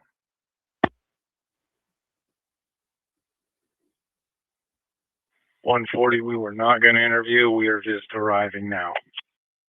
So that was at 5:15 p.m. At 5:15 p.m., they have somebody, I'm assuming it's Qureshi, who was going hospital to hospital looking for the victim. And they're saying, don't interview the guy. Don't interview the guy. Well, why? Here's some more. I was just told that the FBI wants you to stand by there with him, and they're on their way to you. Copy, will do. Thank you. And that came from the agent that's leaving Provo PD right now. Okay, so the FBI thinks they have a suspect. Kash Patel has tweeted to the world that they have arrested somebody. And the FBI is on their way, and they don't want anyone to interview. Well, what happens shortly after the FBI arrives? Let's first play one more clip of the FBI getting close. This is 5:36 p.m. So now we're getting a timeline. I'll tell you why I'm playing these in just a second. We got to get to this timeline so that you can see what's happening. Just confirming, we're not looking for anyone or any vehicles still outstanding, correct? Okay, so they're not looking for any more vehicles. They've got a guy. They're ready to go. The FBI's on the way. That was 5:36 p.m. The FBI shows up 4 minutes later. What do they find within minutes? Now, keep in mind, at the time before this broadcast, they had bomb dogs. They had gun dogs out looking. Nobody could find anything. That you remember they had the dogs sweeping that area right there by the chicken coop. And they couldn't find anything. The dogs could not find anything. The dogs could not find anything. The FBI shows up, and just a couple of minutes later, we get this. 14, just northeast of the Losi building. Forensics has recovered a weapon. 7J16, show traffic for me. 7J14, the forensics team has located a weapon just across the street from lot Mike 20 near the Losi building. Isn't that miraculous? That is miraculous to me. Nobody could find the weapon until the FBI showed up. And as soon as they get there, they go right to it. Don't interview anyone. Don't touch anything. We're on our way. We're here now. There's your weapon. Huh? How's that work? How does that work? And let's look at what kind of weapon they got, because we have this as well. Command, can you confirm what type of weapon is recovered? Do you guys have that info? Stand by, I'll get that info. So they're looking for the weapon here. Let's let it roll. It's going to be a rifle of some sort. It was wrapped in a towel. We haven't exposed it yet. So the rifle is just tripped over by these FBI agents who just showed up. The bomb dogs couldn't find it. The gun dogs couldn't find it. Remember, every canine in the county has been deployed to the scene. They could not find it. They could not find it anywhere. But when the FBI shows up, buddy, right to the gun. Boom, right to the gun. And here's a final little clip just so you guys can tell that maybe we got the wrong guy. Do you remember hearing this audio dispatch at any point? Go ahead. I've got an individual over here who said she witnessed the shooting, and it's different than what she saw from what the news is saying. She's over here at McDonald and would like to meet with an officer that would take a report on this. Have we seen the report? Has anyone seen the report from the girl who witnessed the shooting and said it's different from what everybody is reporting? How is it different? What did she see? Where is she? What is her name? What did the report say? What did she say? Did she see someone pull a trigger? Did she see somebody with long hair? Medium hair? Aviator glasses?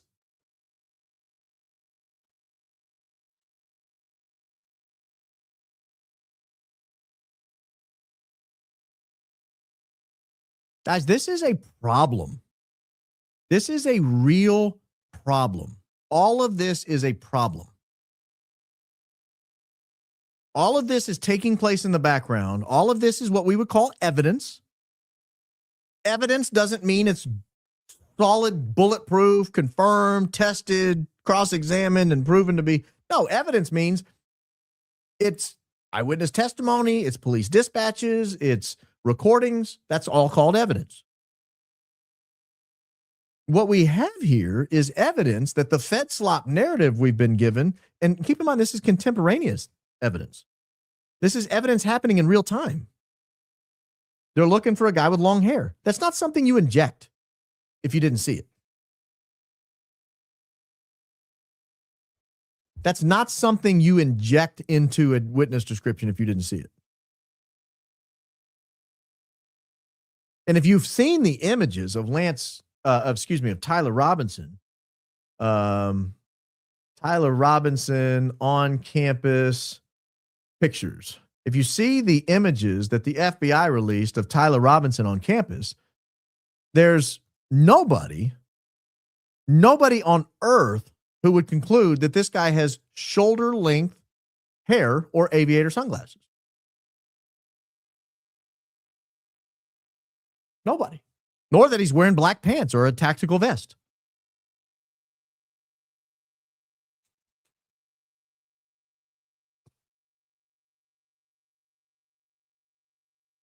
There's not a single person out there who would say, when they saw this guy fleeing from the scene, would go, oh, shoulder length hair. Shoulder length hair. I saw it. It was flapping in the wind like a flag in a hurricane. There's also nobody who would look at this and say, oh, I see a gun. I see a stock. I see a barrel. There's nobody. Not a single person on earth. You want me to tell you my conclusion here, guys? You've been lied to.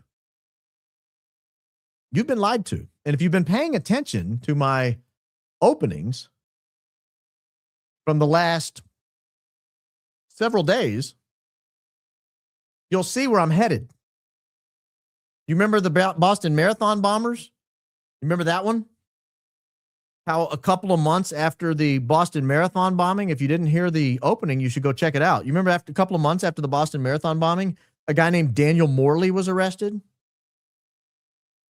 And when Daniel Morley was arrested, they found in his possession bomb-making materials that were identical to what was used at the scene of the Boston Marathon. And his mother's boyfriend, who lived with him, said, oh, he's had that since before the marathon bombing. The official narrative was, because we're always fed slop, right? We're always fed slop. The official Fed slop coming out of the Boston Marathon bombing was, oh, these guys got radicalized online by Islam.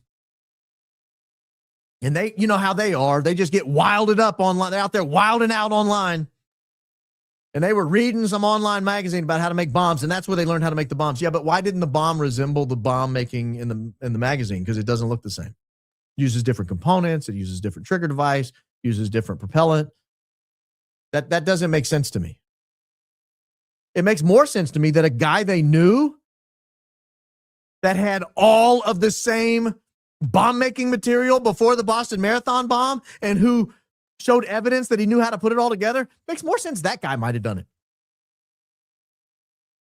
It makes more sense to me that guy might have done it. Well, he gets arrested for a domestic violence case against his mother, and the FBI shows up quickly on the scene right away.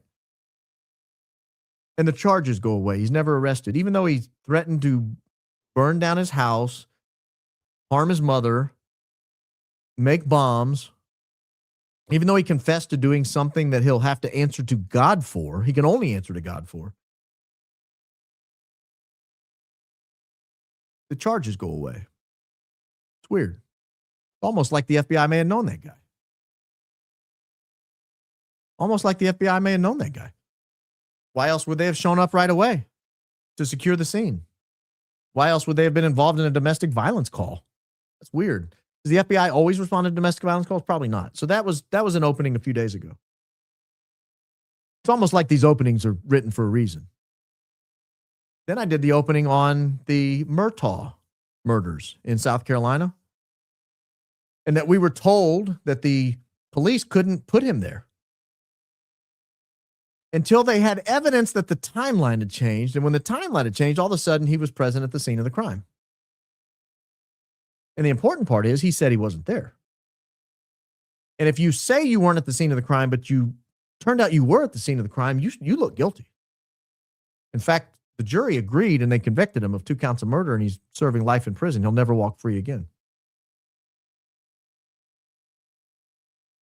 Well, this case that I'm making here is that we might have a similar situation going on here where somebody who claims they were somewhere else was actually near the scene of the crime. And then the final one today on O.J. Simpson, the timeline doesn't make sense. The timeline just doesn't make sense. In fact, the timeline makes perfect sense if someone else did it. Maybe his son, Jason. I don't know. It's an opinion. I don't know whether Jason did it or not. But there's a book out there that's pretty compelling if you read it. It's pretty compelling that he did it. Well, I suggest that the timeline doesn't make sense for Tyler Robinson. Too much coming and going from campus, too many changes of clothes, too much walking around, too much driving around. And the kicker for me is they have to know where his car was because he has a modern car. It has GPS. They're going to be able to tell where he parked it. They can subpoena all that information. He had a phone in his pocket. We just saw it on the images of him walking up the stairs.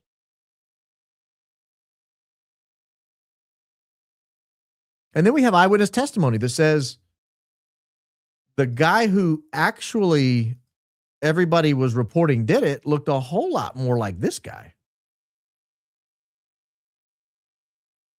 And this guy's timeline makes perfect sense because we don't have any video footage of him driving back and forth from campus. We don't have any video footage of him changing clothes multiple times, walking through neighborhoods, driving through neighborhoods.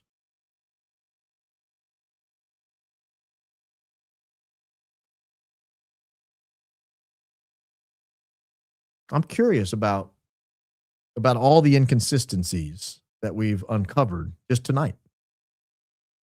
Not to mention all the inconsistencies from everything else we've uncovered. Not to mention all the lies we've caught people telling. I don't know how Charlie died. I wish I did. It'd make it a lot easier. I don't know if he was shot with a weapon. I tend to say no because there's no through and through wound. I don't know if there's something exploded under his shirt. It sure looks like it. You cannot argue that a gunshot wound to the neck would would do what happened under his shirt with his pendant coming up and hitting him in the neck and the whole shirt rising up at once. That doesn't happen if you get shot in the neck. It just doesn't. And you can't create a scenario in the wild where it happens. I don't know if he was electrocuted. It sure looked like his hands were awfully burned up and damaged. Even in the creepy images where Erika is, for some reason, releasing video of her touching his hands and crying into the casket, you can actually see on his left hand 2 wounds on his hand. And it's not consistent with getting shot in the neck. I don't know how we explain the 2 dots that are on his arm that look like puncture wounds or maybe taser wounds. I don't know how we explain that. I don't know how we explain all the weird stuff that was going on around him. Dan Flood stepping forward and touching his upper right arm right before the Big Bang. I don't know how we explain that. I don't know how we explain Brian Harpole being weird and getting caught lying afterwards on Sean Ryan's show. I don't know how we explain that there was no security plan in place the next day for Charlie Kirk in Colorado. I don't know how we explain that Brian Harpole had not booked any flights, that, our opinion, that he'd not booked any flights after the Utah Valley event. That's not even to get into some of the more speculative things that we don't know. We don't know what happened to the AES plant in rural Tennessee that exploded. We don't know who was on that Heber City flight to Nashville. We don't know what was in Butch Hibbs' front pocket when he showed up. We don't know why Butch Hibbs was there. We don't know why Butch Hibbs hung around for so long afterwards. And every time someone was being interviewed, Butch Hibbs would position himself in the background to hear what they were saying. We don't know any of this.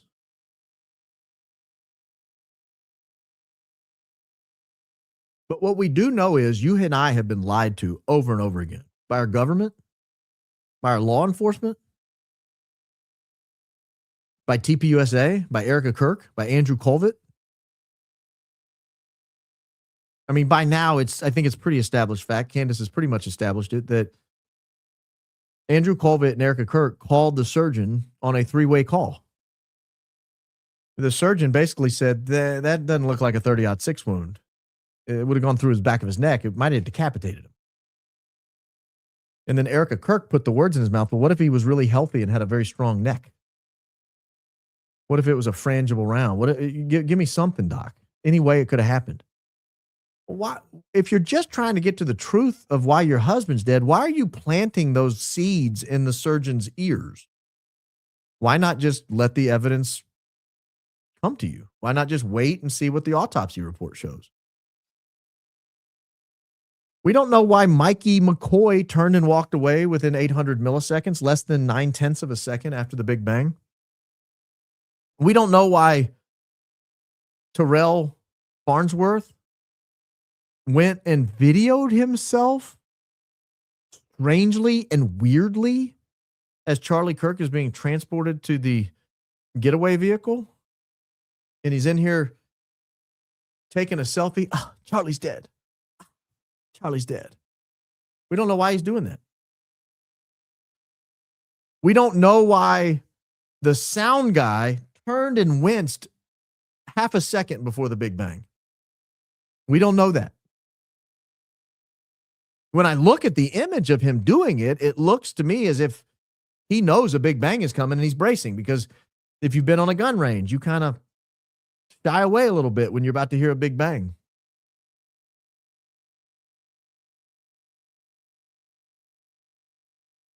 This all deeply saddens me.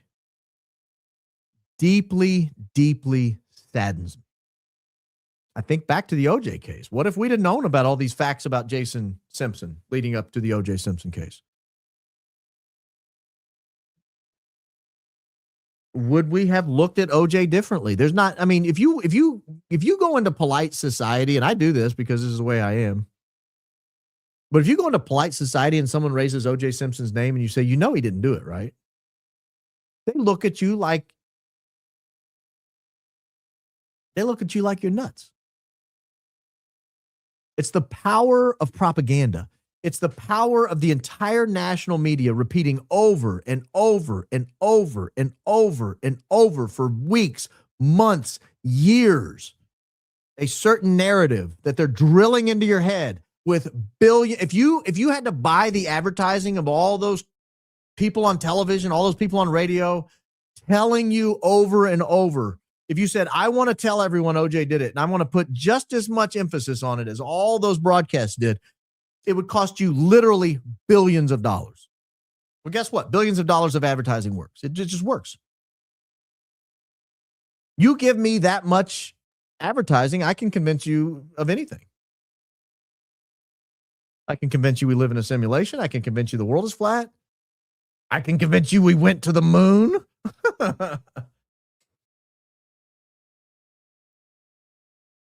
And that's why I'm deeply saddened by this. Not because, and it saddens me that Tyler Robinson's on trial for his life, but what saddens me the most, though, is that hundreds of millions of people are being misled day in and day out. And that there are possibly murderers or people who plotted a murder who might get away with it. Like the people who arranged for the murder of John F. Kennedy, for example, or RFK, or MLK, or Malcolm X. These people all got away with it. Nobody was ever held accountable. I mean, Sirhan was, but he didn't do it. Hinckley was, but he didn't do it. Lee Harvey Oswald was, but he didn't do it. So what you have is a decades-long history of people murdering Americans in an organized, coordinated fashion, walking away with no consequences, no earthly consequences, no temporal consequences. I'm convinced there are eternal consequences to that action. And so, yeah, I get sad covering this story. I genuinely do. I take a tremendous interest in it. It's bigger than Charlie Kirk. It's so much bigger than Charlie Kirk.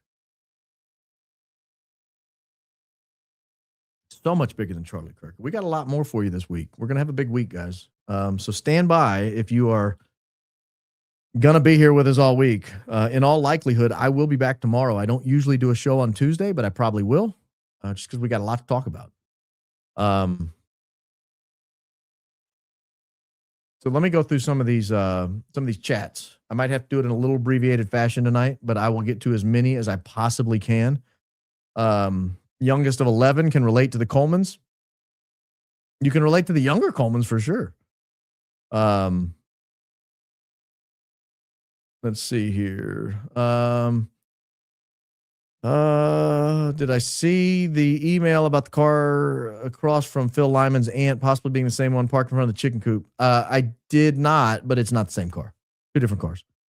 I remember the first week of News and Views and thinking, is this station paying these clowns? But you improved and then you became great.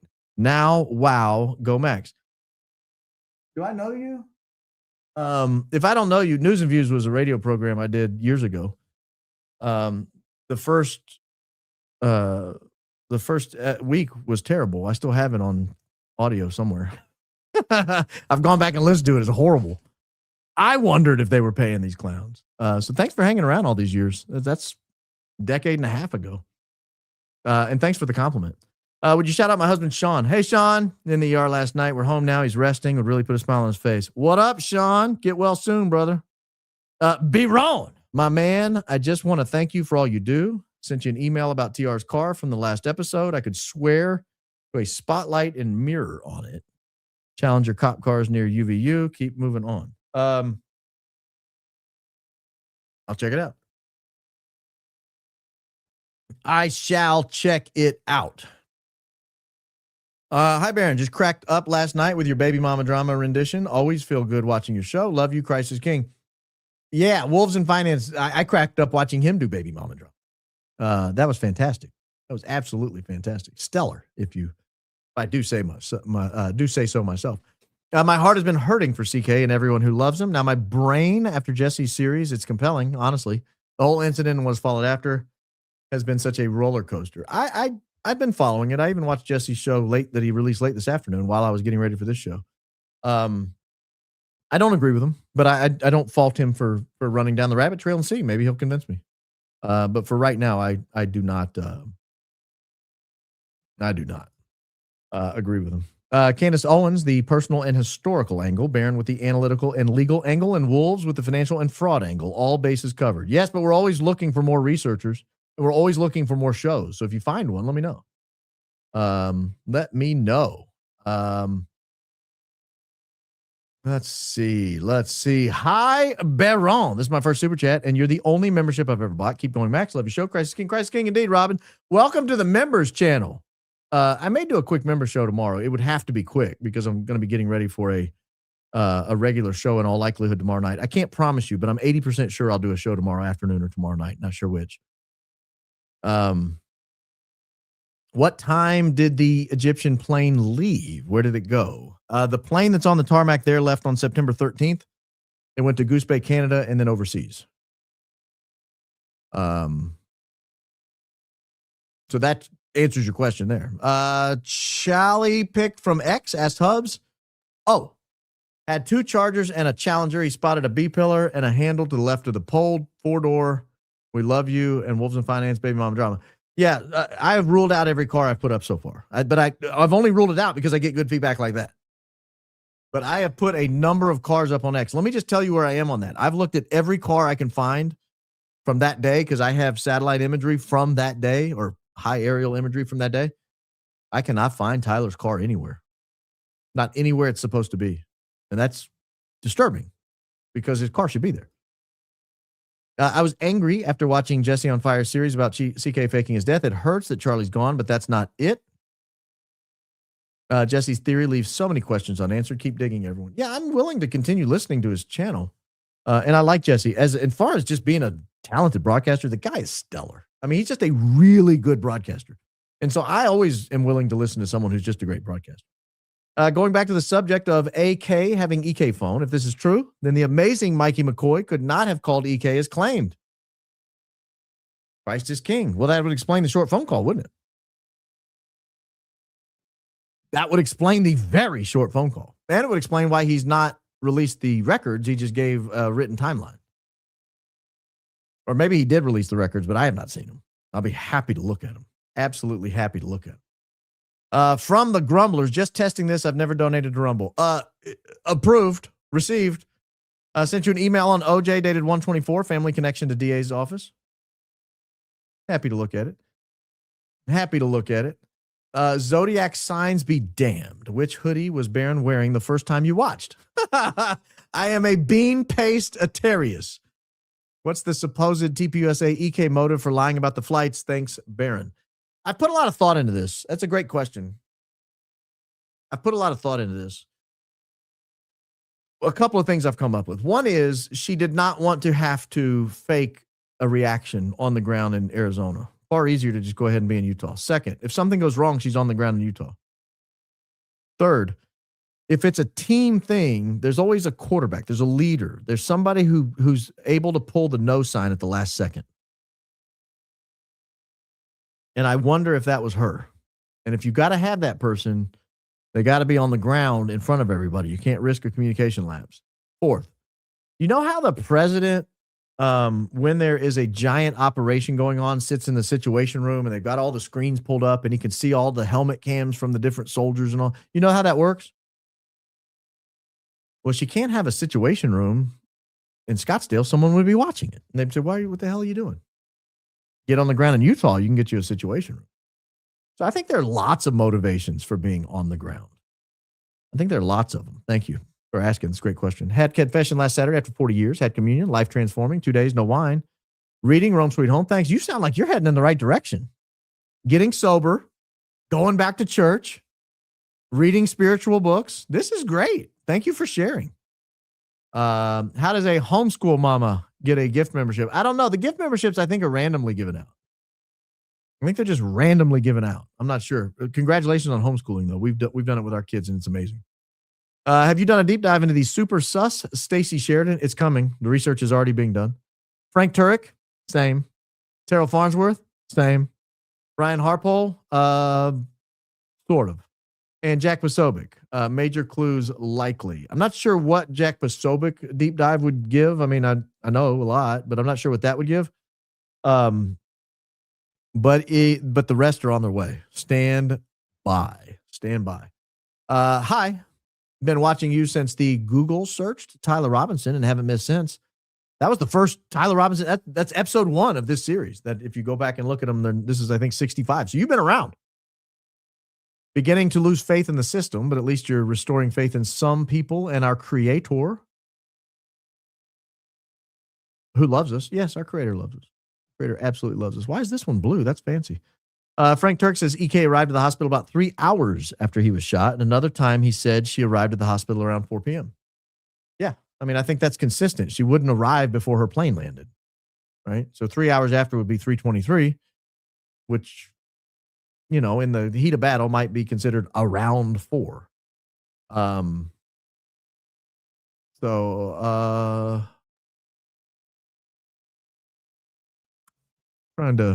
I gotta be a little selective tonight because we're already at 2 hours and there's quite a few. So, and just take heart. I do read every super chat after the show. While I'm sitting here, I do the editing, and while it's processing, I go back and read every super chat. So everything you guys say to me in the supers, I get. I absolutely get it. Even if I can't pull it up and respond to it, I do get it. Will you ask Ian to upload Hillary Clinton and John Podesta to the web? Emails overlap, so dates, people, and Pizzagate. Cheers to you, dude, killing the game with the truth. So my understanding of how the web is going to be is once he finishes the build out, this is kind of like a beta test with the Einstein files. Once he builds it out, though, we'll get access to the code in a way where we can upload our own data. That's my understanding. I'll ask him if I'm right on that, but that's my understanding. I hope that's my understanding. I hope that's correct.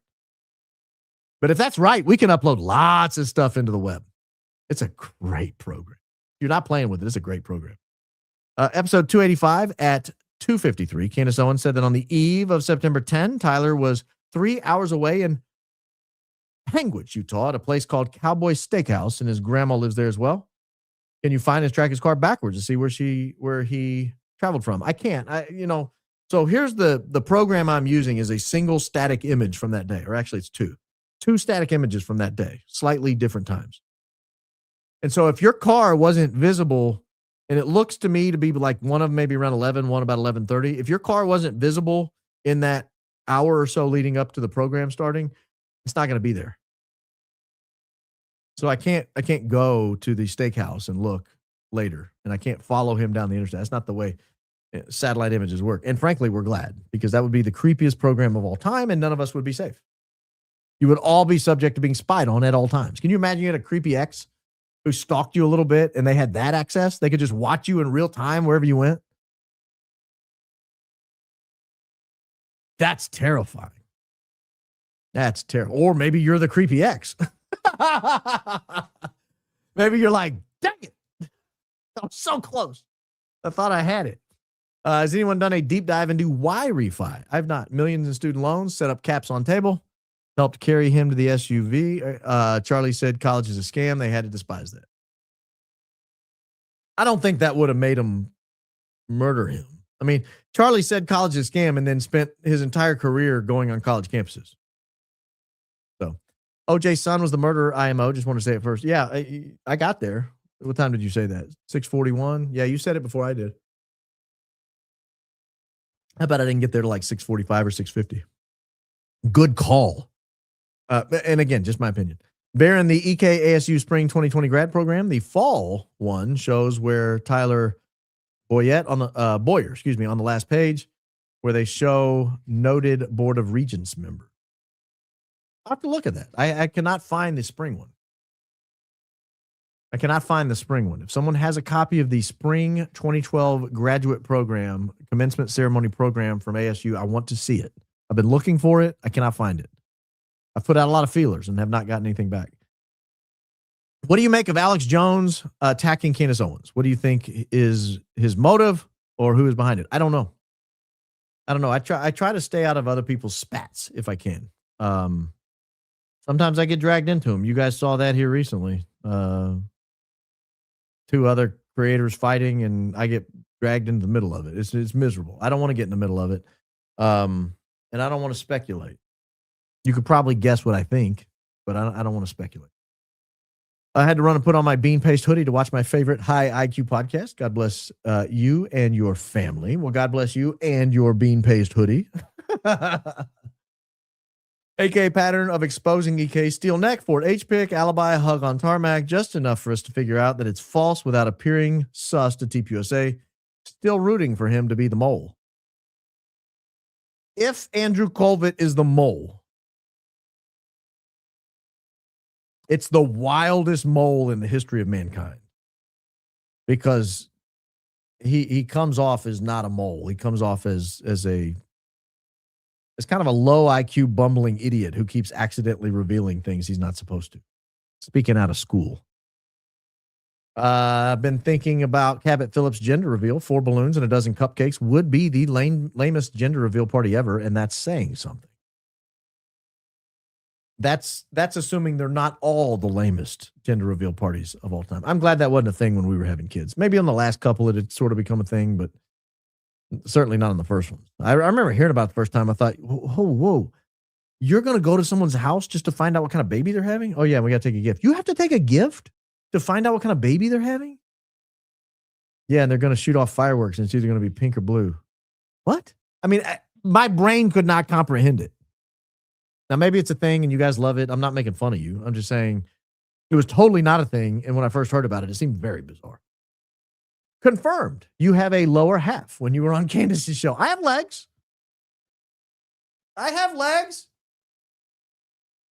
Love your show. I watch everyone I can. Thank you for relentlessly searching for the truth. Praying for y'all's safety.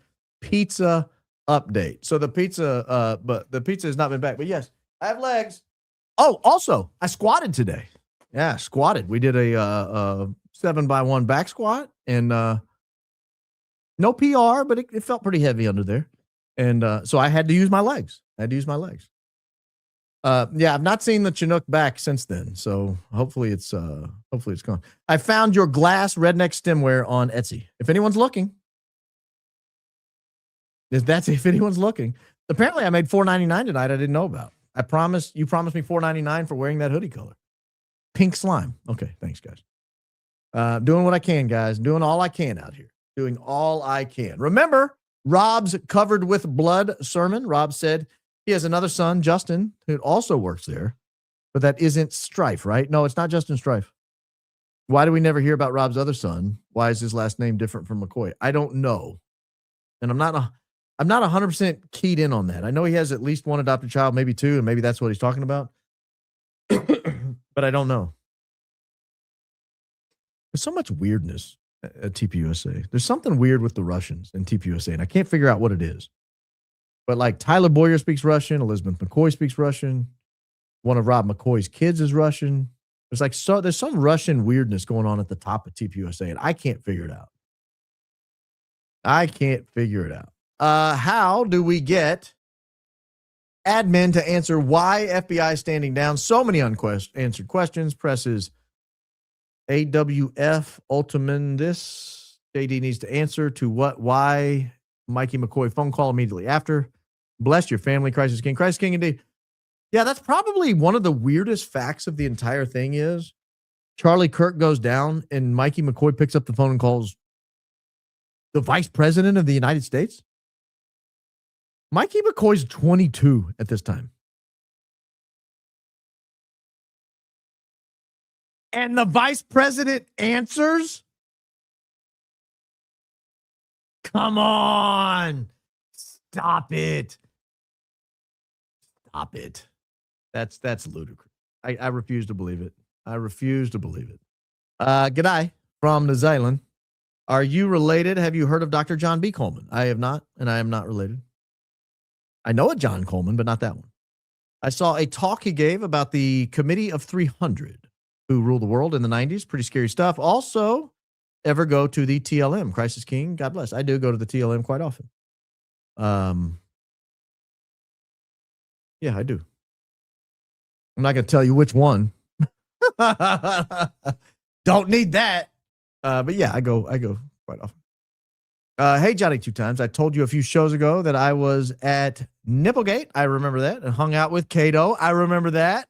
Thought about that tonight. He said OJ for sure did it. Also, that OJ was advised to stop taking arthritis meds and his hands swole up. Now, you expect me to believe Cato Kalin, who became a reality TV star? I'm sorry. Absolutely not. He doesn't have a clue. He doesn't have a clue. But thank you for sharing your story. Your brush with greatness. The great Cato Kalin. Mikey McCoy could only be so happy to be called the great Mikey McCoy. Brandy and Billy, the first time watched them, younger one had to go. She announced, I have to go pee. I'll be right back. Crack me up.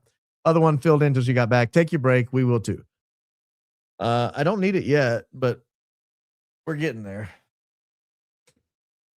We're getting there. You know, I used to be able to like down maybe it's the blackberry stuff. These are great sodas, by the way. They only have 30 calories. It's a kombucha. And it has no fake sweetener either. Just very lightly sweetened. Delicious. Mrs. Coleman's been picking them up by the dozen. Great opening. You are the best. Hard to argue with you.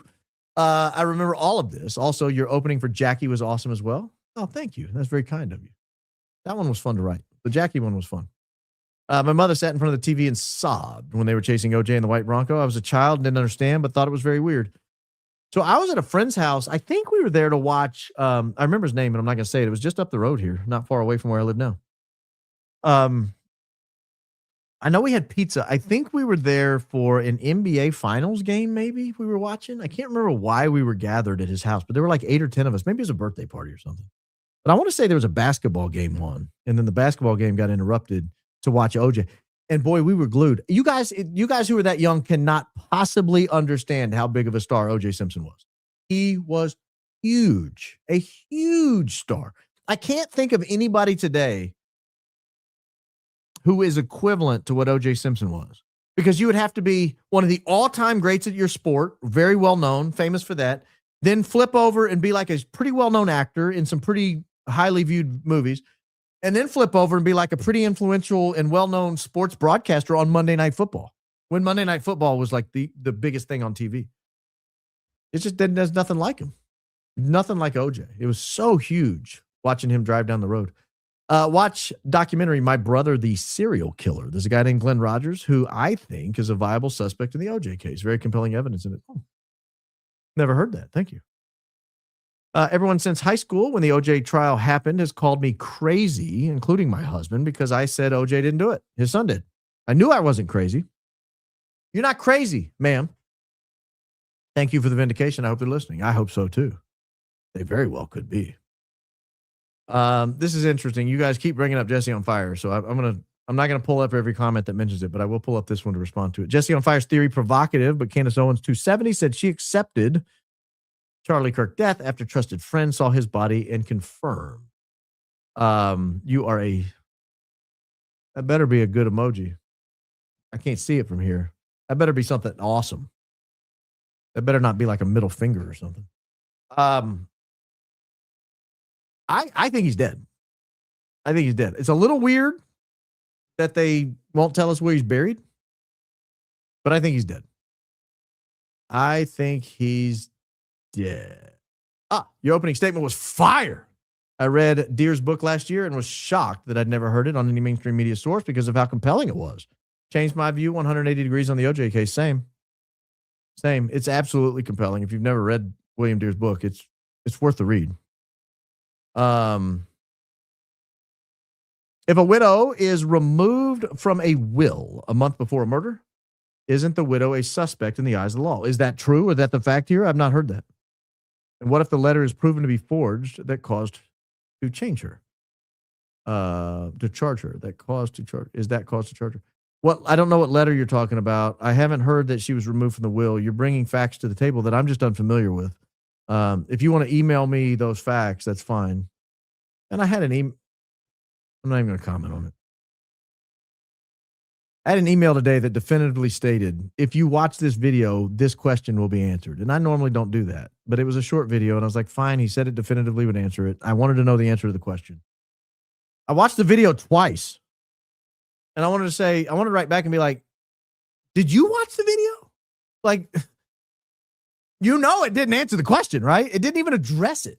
Like, it did not even address the question, much less answer it. Maybe he sent me the wrong link. I don't know. Short video, so it wasn't too big of a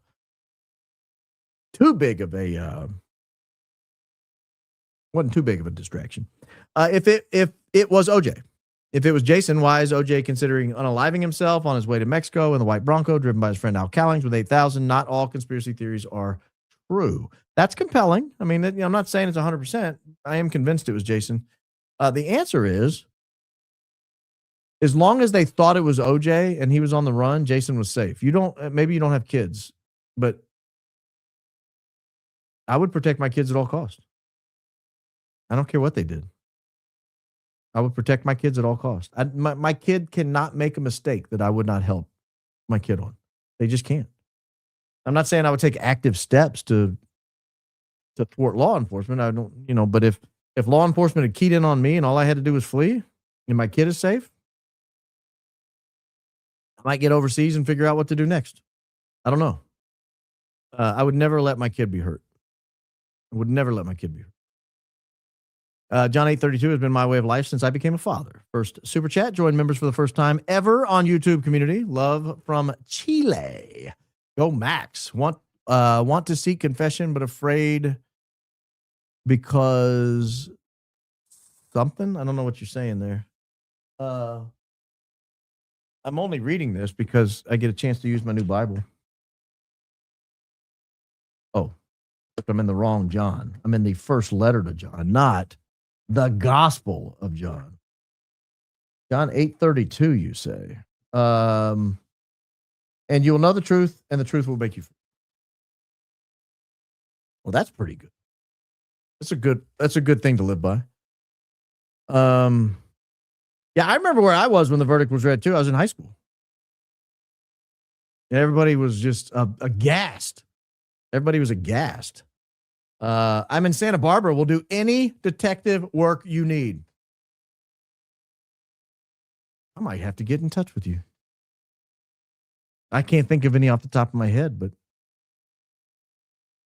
I might need to get in touch with you.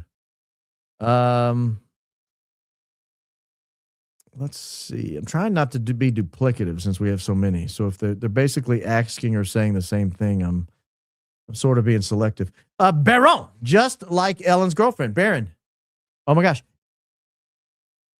So what this person's referring to is Ellen's girlfriend got in a wreck. And they said she died. They had her like in a body bag or something. I mean, she was like in a white bag that was like zipped up. She unzips it and starts trying to climb out, and they like push her back into the bag and shove her in the ambulance. And then she supposedly dies in the hospital. If you haven't seen the video, it's wild. And I thought the same thing when they said, oh, we got a guy hanging out the car.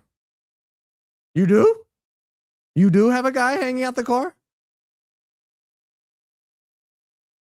Would there be traffic cameras that document a car driving with a person hanging out of it? First, to your first question, no. The dispatcher did not say he was in an ambulance.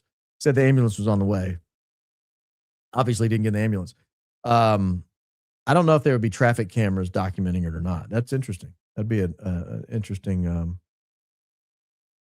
That'd be interesting. This is a good question. Somebody outside of TPUSA leadership, but within TPUSA knows everything as well. Think of it as the equivalent of a human, of them being Q. Character in James Bond that will not say anything ever. Well, can you blame them? But I can assure you people inside of TPUSA are still talking. As I talk to them. How do you think I know about the flights? How do you think I know about a lot of the stuff we talk about? They still talking. What about the picture you saw of his neck? It was his chest. It was his chest. So I'm not sure what we're asking there. Yes, what if Charlie was trying to get away from him? That's what I thought. You guys are keen. The high IQ outfit, Joe. The high IQ outfit. As a fellow Catholic convert, I'm so grateful for your perspective and earnest pursuit of truth. I would love to hear your perspective on the Gilgamesh in Iran story someday. God bless. any particular aspect of it. That's a big question. A lot of Gilgamesh in Iran story to cover. I'm not sure which one you're talking about. So the way his neck slammed down behind the table, couldn't that break his neck? It was really hard hit and kind of bounced. I don't think so. Not like 6 or 7 vertebrae. Particularly not the C1 and 2. That's up there. That's hard to break without, really trying. So I don't think they would have done it. I don't think they would. Baron, twist my arm already joining the membership fund. Go Max. Check the email allegedly. Jesus Christ is King, indeed. I'll check it. Is there dash cam footage of the... Yeah, maybe. They said that a police car caught up with them. Maybe there's dash cam footage. I hadn't thought about that. Someone put in a FOIA request for the dash cam footage, please. Although they'll probably say it's part of the investigation and deny it, but you can at least ask. And if they get 26,611 of them, then they'll know that they need to have a good reason why they're not going to release it. Please explain why all the timestamps start with 14. I don't know what that means. I would love to help you with that, but that's very vague, and I'm sorry I can't answer it. Is there any way to pull up the aerial satellite footage right after the event? No. I have 2 static images, both before the event. That's all I have. I don't know any other way to explain that. That's not how satellite works. Like when Google comes over and does an image of your home, it does it like once every year or two. We just happened to hit the jackpot and get one right before the event started.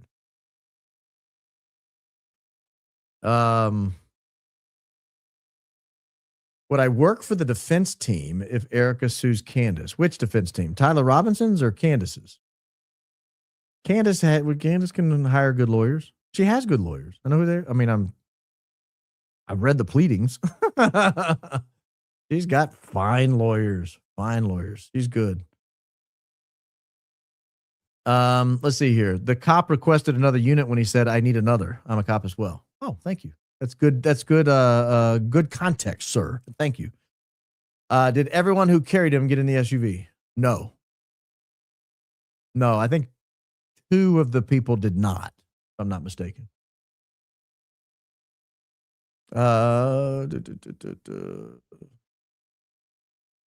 CS building had a line of sight in the 3D model.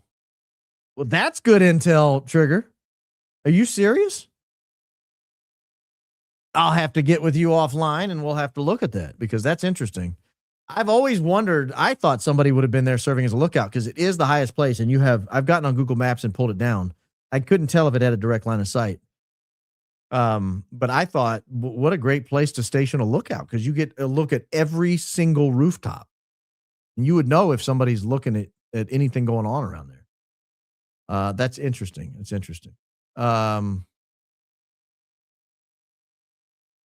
So this is interesting. What if it wasn't Charlie hanging out of the car, but someone in the car who wasn't in on it and saw them finish Charlie Kirk off? Thank you for all you do, Christ is King. Well, that person should have spoken up by now. We'd love to hear from him. We'd love to hear from him, by the way. Yeah.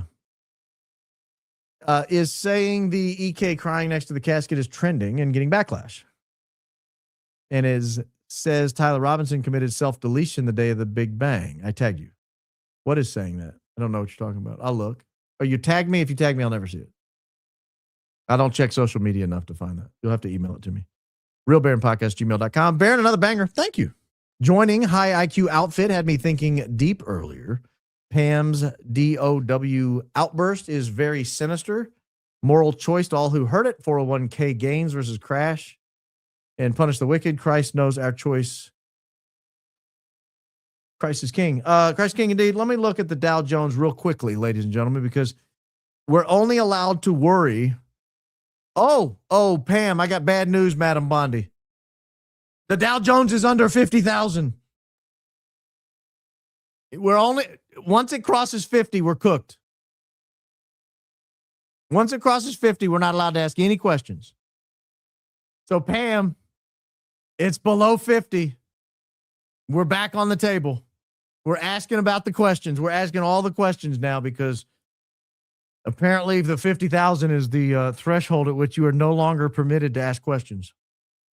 And here we are asking questions. Um,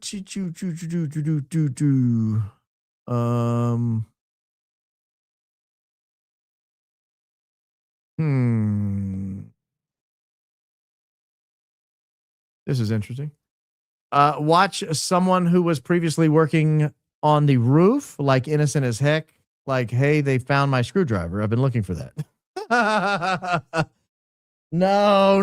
That screwdriver was planted among the evidence, ladies and gentlemen. In my opinion, that was planted. Has anyone found out whether there was a shot spotter gun detection technology in the area? I don't think Utah needs shot spotter. There's no crime. You ever looked at the crime statistics in Utah? It's laughable. I don't even know why they have police. I mean, it's laughable. I looked it up after the Charlie Kirk death. I thought, well, is Utah like a rough and tumble place? No, it's not. Nobody commits crime. Little domestic violence here and there. A couple batteries, maybe a corner store robbery. But it's not like most cities. It's not like most states. I don't know what they talk about in the news. Because if you watch the local news anywhere I've ever lived, they just talk about the 6 murders from that day. What do they talk about in Utah? Snow is melting on the mountains today. There's still salt on the ground near Salt Lake. There's speed testing at the flats. I mean, what do you guys talk about on the news? Because all we talk about is violence, ladies and gentlemen. If you live in Utah, you don't know what it's like. You don't know what it's like. 9/9/25, day before the Big Bang, Gaza peace talks sabotaged by a missile strike by our greatest ally inside of Qatar capital. 10/10/2025, precisely 1 month after Charlie Kirk bang, Hegseth announces 300 Qatari Air Force in Idaho. Interesting facts to add to the timeline. Using the OJ case as an example, is there any way justice could be found for Charlie through civil litigation? Would the person group suing need to be related to Charlie? Well, you'd have to have standing. I mean, that's kind of the threshold into any lawsuit. Do you have standing to bring the lawsuit? Your humble host would not. I don't know what your relationship is, but I mean, what would your cause of action be? If it's a wrongful death cause of action, you'd have to be the wife or maybe the parents. I would say the answer is probably no. No. You might be able to have some sort of equivalent of a derivative claim if you're a donor, maybe. The TPUSA.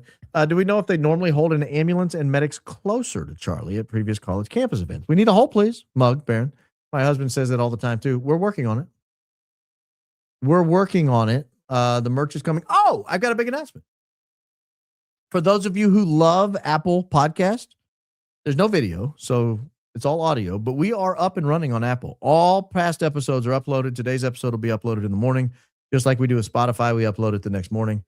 So if you're an Apple podcaster, welcome to the family. It may be a little difficult to find because this is the dirty little secret of the way these are. Even if they only pay you pennies, and they really only pay you pennies, a lot of these podcast services, they still will not push you out for distribution until you get monetized. I'm clearly not monetized. We just got all the stuff up today.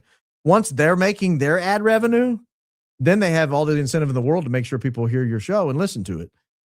But prior to that, it's like, fighting through the jungle to find the show. So you can search for it. I hope you find it. If you do, 5 stars. Go ahead and follow along.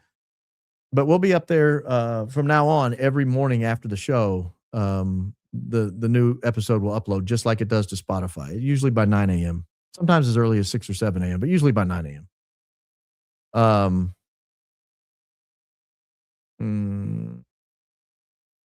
If you cut Lance's hair, he would look like Tyler. Yeah, a little bit. Out for birthday dinner with the Mrs. Pam. She's very concerned you quit your day job. Please tell her it's okay. Thank you. We'll watch the show tonight.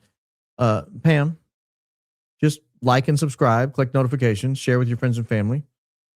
Watch a few episodes. That's how you can assure that I'll be fine. I'll be fine if you're fine. Like if you'll participate, we'll be fine. Your husband Matt here is doing yeoman's work, making sure the family's taken care of. So thank you. Yes, it was a leap of faith. It was a step out of faith, but it was taking so much of my time to put these shows together. I was basically working 2 full-time jobs, and I couldn't do it. I couldn't justify it anymore. So I had to give one up, and I didn't want to give the show up. So I stuck here, and we'll see what happens. Let's hope it works out. Thank you for all your tireless work. How do you do it? And not get mad about what you find, having been an attorney. I get mad. I get sad more than mad. I get sad. You're good, Baron. Too good at muddying the water, but that's what a good defense attorney does. Just trying to figure out who did it. I'm not trying to muddy the water. I'm just trying to figure it out. Like we all are. Question why Utah? Why not plan this anywhere else? Well, I don't know. I mean, you got to do it somewhere. I have screenshot from news broadcast and saved news clip of person matching that description in reflection of window. Then looks like military takes him away. Please. RealBaronPodcast@gmail.com. RealBaronPodcast@gmail.com. I'd love to take a look at it.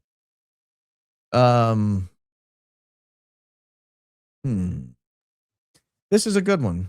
Do any of the guys from that map fit that description? I can't see their hair, but they are all 3 dressed in all black. So in that respect, yes. This is the best I can tell about 30 minutes before. I'll pull it up and show you what he's talking about. This is, from what I can tell, about 30 minutes, maybe 45 minutes before the Big Bang. So let's pull that up and I'll show you if I can. Take a second for the map to load. But let me, I can tell where I left off the last time I was looking. I was up near the cemetery and the Dairy Queen. So let me get down here near the campus. Where was it? Oh, here it is. And up on 800, which is right here. And we'll find our 3 people walking right here. So here's what he's talking about. And I'll zoom in on him so you can see him. Good memory, sir. Good memory. There are 3 people here about 30 minutes or so, maybe 45 minutes before the Big Bang. They're all dressed head to toe in black. One of them's wearing a white hat. This guy looks like he's wearing a black hat. And this person may not be wearing a hat. I'm not sure. They may even be wearing gray jeans or blue jeans, but I don't know who these people are. This is the route Tyler Robinson allegedly took in. This right here on the left is the house where Phil Lyman was that had the Ring doorbell camera footage, where the police came to the door. So that's what he's talking about. I don't know if that's them or not. I don't know. I don't know if that was them or not. The picture you painted, Charlie fighting off the people in the SUV, nearly broke me. I can't even imagine that. Well, I didn't mean to paint that picture. I just that you listen to what they said, and I'm giving you my opinion of what it sounded like to me. I can't even imagine that. And in all of this world, nobody got a picture of a black SUV racing down the highway with someone hanging out of it. Yeah. Using the police scanner evidence is key. Great work, Baron. Where is it? Where is the photo? I want to give a huge round of applause to Daisy, who did absolute tremendous work helping gather all this footage or all this audio and put it together in a format. She's becoming an integral part of the program. Everybody needs support, and she is tremendous support. So shout out to her for helping. This show could not have happened today without her. Absolutely. End of story. No question.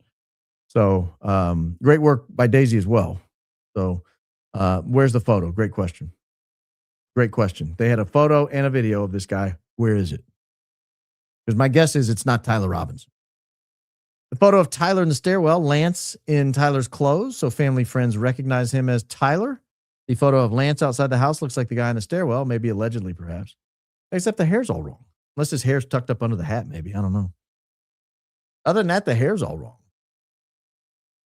Don't think the 2 Daily Mail photos look anything like that photo showed of Lance with the cat hood and face, nothing like the other 2 photos. But people change. I mean, who knows when that picture was taken? That picture may be 5 years old.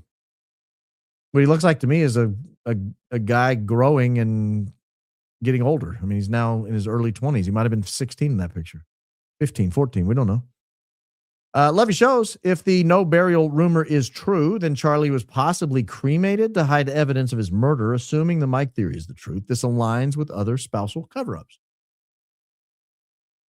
I do think it's interesting that when she was asked, where is his body? She was like, I'm not going to tell you. Can I have one thing? No, you may not. You may tell us where he is. That's ludicrous. You need to look into the book Lance Twitch was holding. The Way of Kings, Words of Radiance, Oathbringer by Brandon Sanderson. One of the key characters is an assassin. That's weird. That's weird. I saw the text about an email with Lance Twiggs' photo, potentially. I'll look at that. Who are the individuals in the car with Charlie? How many did the car seat? There were 5 people in the car with Charlie. Any other reason a person would be hanging out of a car on a highway besides fearing for their life and trying to get help? Makes my blood boil. Well, the argument was that they couldn't get him in the car. The more I think about it, the more ludicrous that argument becomes.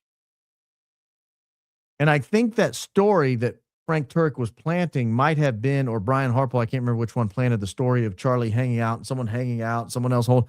I think it was all BS. Because if he's truly dead, just fold him up. Fold him up. Put him in. Like he's not fighting you. Move his legs and close the door. I mean, even if you just just move his legs and close the door.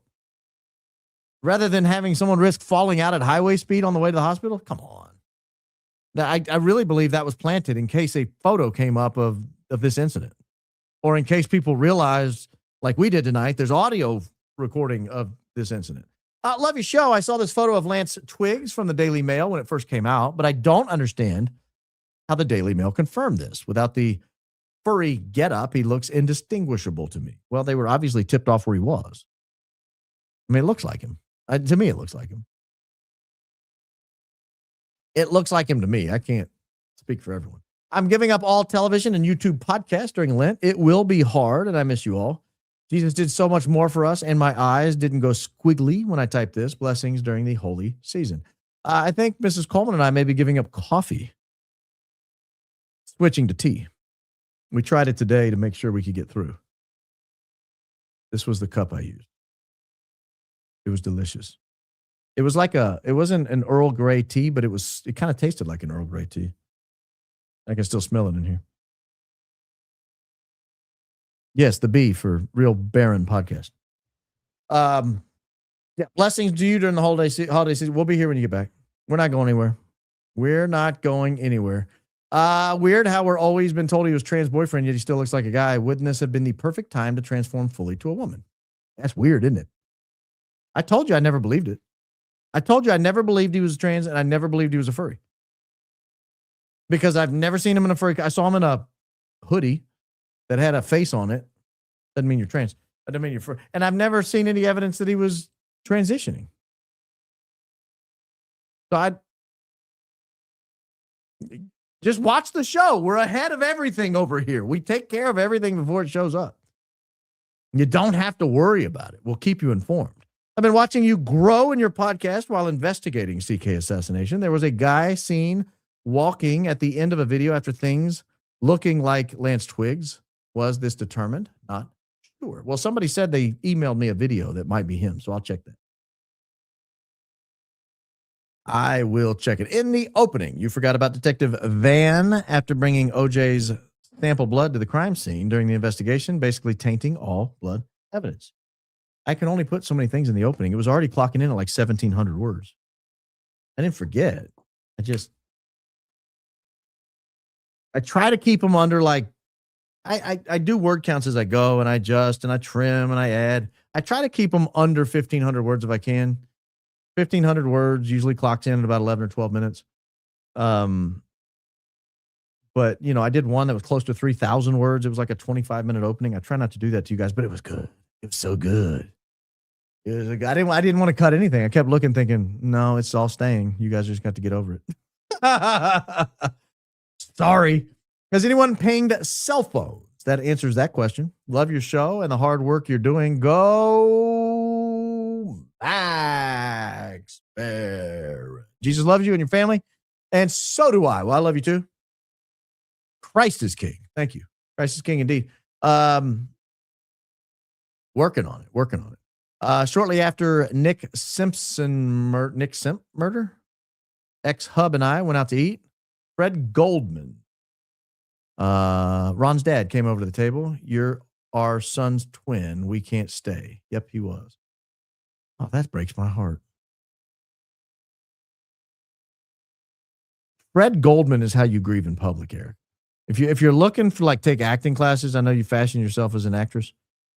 Go watch, and I know she's probably too young for this because she's 36, so she'd have been born in 88. Yeah, she'd have been 8 years old when the OJ thing happened. She doesn't remember watching Ron Goldman grieve on TV. I do. That's how you grieve, Erika. Go watch Ron Goldman. Oh, please. But we can't miss the mistake because we are only high IQ and we don't ride small horses around here. No, we don't mess with tiny horses, midget horses, or small horses. Only the biggest horses will do for this program, ma'am. Only the biggest. Erika could have been in Provo, then was dropped off at Signature. Yeah, she could have been. First, safety chat. You are blessed with wit, wisdom, and winsome. You trying to win me over with flattery because it's working. Thanks for keeping it PG. Doing my best. I do try to keep it clean. Missed the Challenger, La Quinta under the tree. Quite confident. I don't think so. I've looked at that 1,000 times. Details to email from Edward. Lyman owns prop dirt with lot van with truck adjacent to Rotzi. I looked that up. I didn't see Phil Lyman. I saw someone else. I apologize if I got that wrong. But I don't think I missed one in the parking lot. Thank you for seeking the truth. My family and I have been interested in converting to Catholicism. Baron, you've had an impact in that. Keep being the beautiful, bright light and soul in this world. Much love to you. Mods are the best on YouTube. God bless you all. God bless you as well. Thank you, Brandy. Good luck with your search for truth. I hope you come to a conclusion that benefits you for the rest of your life, whatever that is. And we do have great mods. I mean, they're able to keep things under control. It got rowdy in there tonight. There were like 29,000 people in there at one time, and I was watching it spin around so fast I couldn't keep track of what was going. But they looked like they were keeping it clean. Thank you for that generous donation as well. EK cannot be human. Anyone in her skin would have a nervous breakdown by now. I think she's human. You should write a book of Baronisms. That's not me pulling a Baron. That's being me. That's me being me. That's good. I like that. I didn't even realize I said that. Oh gosh. Yeah, see, I just say stuff. I did not even know I said that. But I guess I did. I'm taking your word for it. I remember saying something about that not me pulling a Baron, but that's great. First ever super chat? Is it possible the security guards monitoring the cameras for UVU saw everything and called the police? That's why they had that description 2 minutes after the Big Bang? I suppose it's possible. I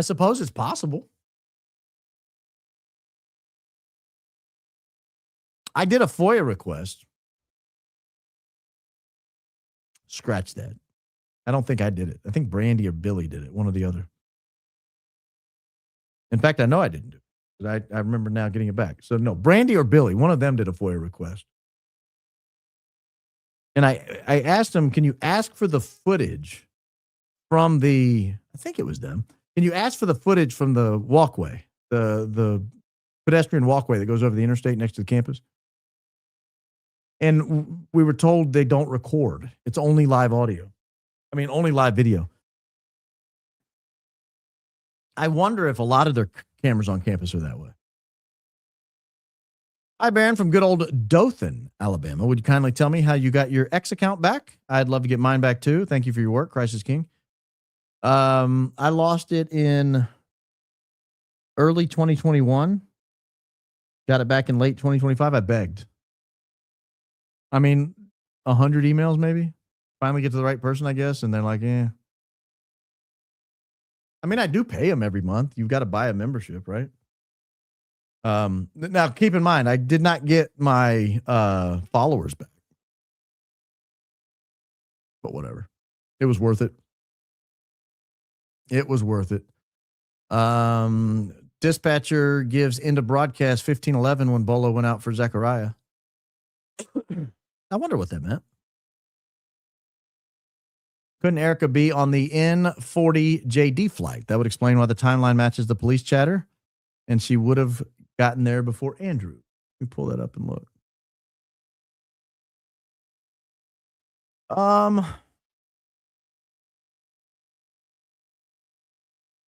Could have been. Could have been, but she would have still had to wait around for an hour or two until the next flight showed up. That could have been Andrew. So she still wouldn't have been there, in theory, according to her story, where she said she landed and went immediately to the hospital. She still wouldn't have been there when Andrew showed up. So either way, there's still a discrepancy. Wow. Something has woken me up 2 times since going to bed at 10 p.m. in UK. Convinced now it's so I'm able to leave this super chat on 2501. Oh, on January 25, because you're overseas and you guys do everything backwards. I emailed you a super detailed timeline of the flights on 10/9, on 9/10. Love you. Thank you for doing that. I'll have to go back and look. January 25th, a while ago. Why so sure the Delta Zulu flight could have gone to Signature and not Duncan? Because the ADSB ends at Signature. Now, I guess they could have turned the transponder off and kept going on to Duncan. I mean, maybe. But that's why.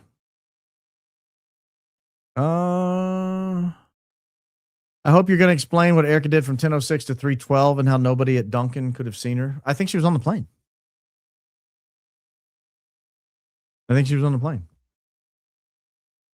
The plane that had the stairs down, the Egyptian plane. That's my guess.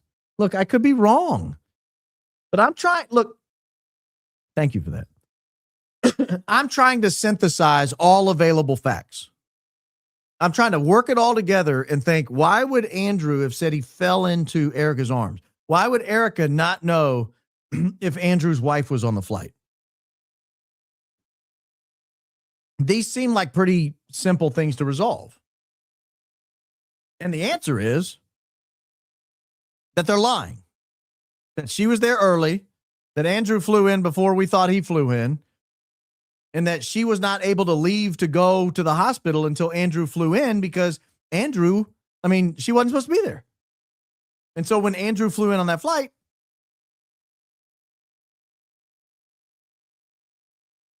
they saw each other, fell into each other's arms. I mean, I'm just trying to make it in my head synthesize everything they said. That's all. Why would Eric? Yeah, so that's it. That's why. No, I think I explained this. There were multiple reasons. I hope you heard my answer earlier. I don't want to go back through them, but I think I gave you 4 or 5 reasons why I think she would want to be there. Situation room, not have to explain to anyone in Arizona why she was grieving weirdly, because she was giddy. I mean, it looked like it anyway.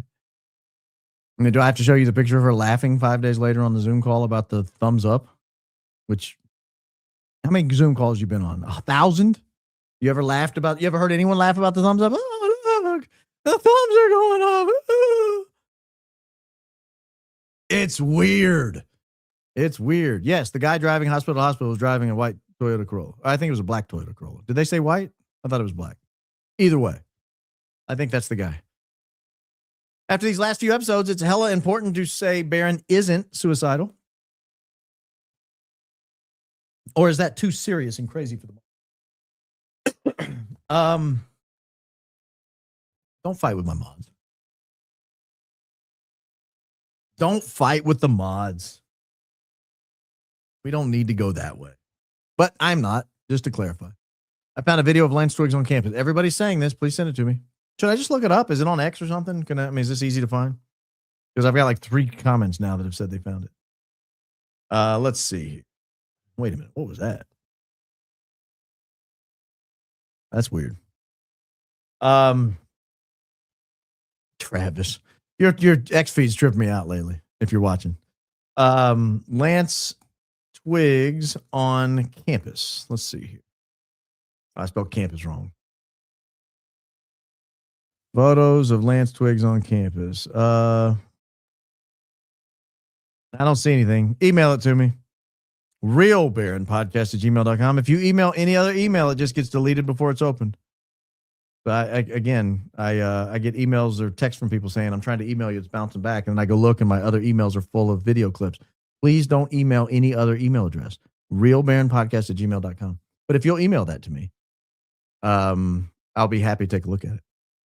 FBI doesn't want to be attached to it now that the people aren't letting go. They think we will just forget they were part of this so they can blame it on local law enforcement. Just admit it was Fed slop already, FBI. It was the Fedest and sloppiest. Spell check, please. Details in, not to, email from 2:15, 1:04 a.m. Dodge under the tree before Panorama Pan La Quinta to track between Dirt Field and Razzi. I'll look. Oh, you're saying it was before the La Quinta. Dodge under tree. I'll look because if you can solve this mystery for me, I'll just be tickled pink. This may mean I'm going longer than 3 hours again tonight, and that's going to cause everybody in my emails to panic. I can't commit to more than 3 hours. Well, then don't. I put chapters in there. You're free to click around. You're free to, Let me look. I'm close. It's opening. We'll look together, shall we? We will look together, ladies and gentlemen. You're saying the dirt field between the Razzi building. That's the Razzi building. That's the dirt field. Dodge under tree before Panorama Pan La Quinta. 2 track between dirt field and Razzi. I don't see one in the dirt field. Anybody see one in the dirt field?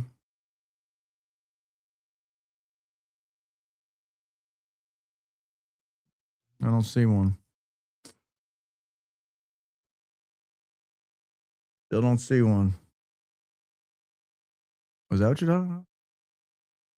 No, those aren't Dodgers. I'm not tracking you. I'm sorry. I would love for you to be right because that would just be an absolute solve. If I can put his car somewhere, my whole analysis of this case changes. I cannot find his car anywhere. Guys, I've looked, no kidding, at every street and every driveway in this image. Every street and every driveway. Hours and hours and hours. We'll just zoom in.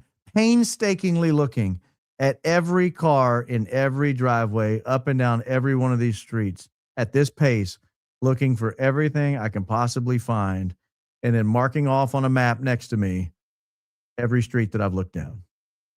There is no car anywhere. That's not one, by the way. 4-door. So I'm trying over here, people. I'm trying to make it work. If you spot it, let me know. Legend. Well, thank you. 44. Is that like a special number? Was that your high school football number or something? Were you number 44? I love your extensive work. Well, I love your extensive comment. Brevity is the soul of wit. I'm probably behind. If Tyler uses an iPhone, all Lance needs is Apple device access to iMessage linked to Tyler's phone to fabricate the messages. Good point. Didn't think about that. Did not think about that. I started watching you, and now my husband, Bob, watches with me every night. Hi, Bob. He's currently traveling. Oh, sorry. But watching you all the way. Hi, Bob. Please say hi to him. Hi, Bob. As a surprise. We've been married for 34 years. Christ is King. Christ is King indeed. Happy 34-year anniversary, Bob, if that is your real name.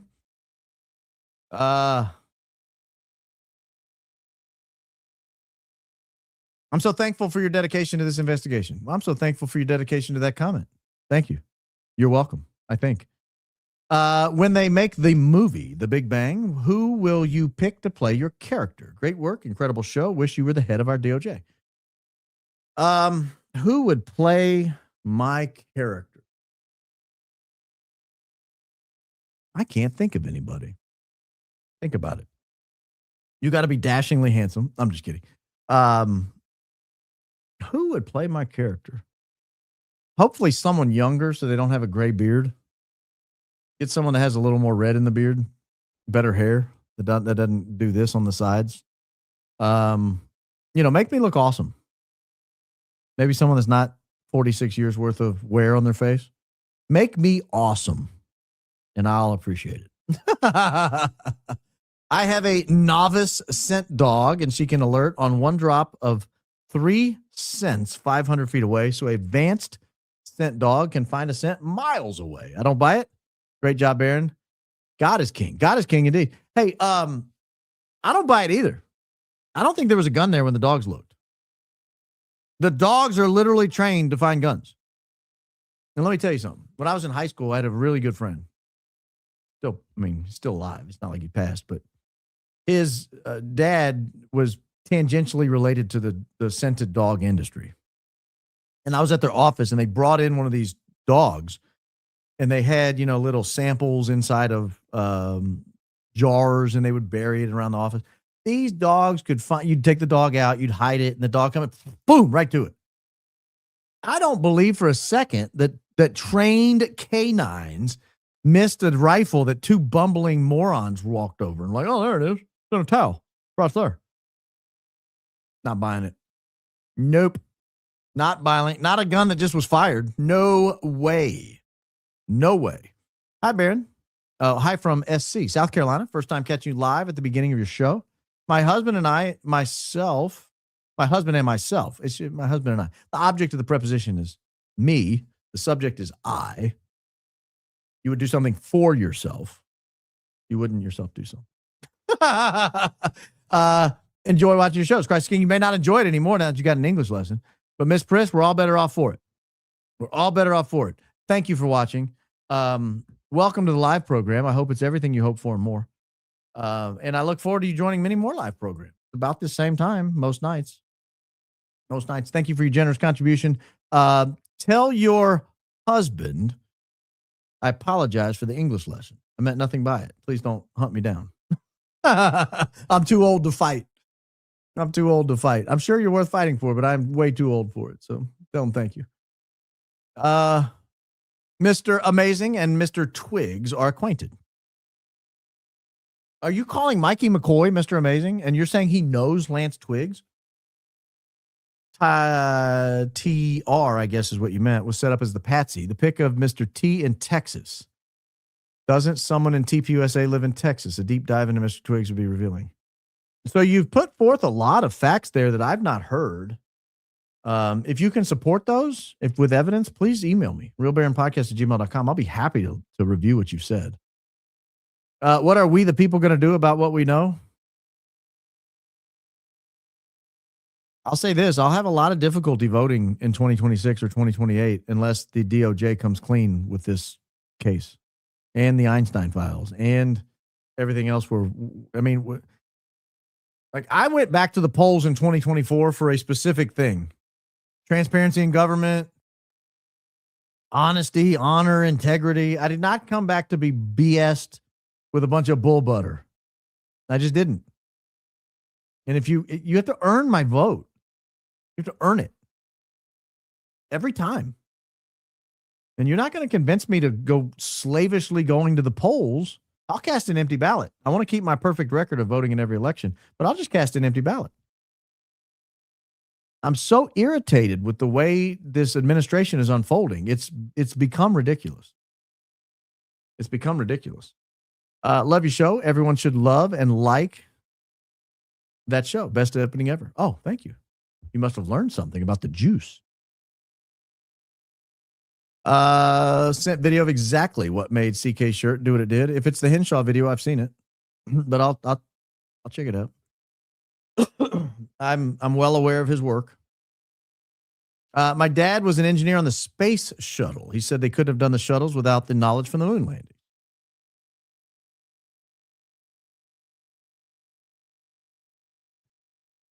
I'm not going to destroy your conversations with your dad.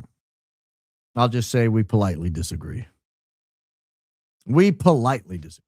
Why do you think nobody's talking about Cabot Phillips anymore? He seemed like an interesting character in the Fort Huachuca story.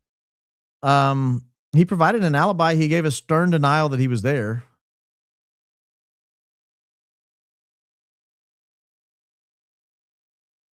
I don't know. You're familiar with Smith-Mund Act? Thanks. God bless you. Maybe. Let me look it up. Smith-Mund Act?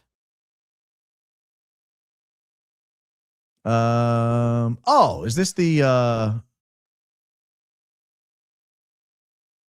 let's see here. January 1945. I don't know that I am. Smith-Mund Act. Developed to regulate broadcasting of programs for foreign audiences produced under the guidance of the State Department. It prohibited the dissemination of materials produced by such programs as one of its provisions.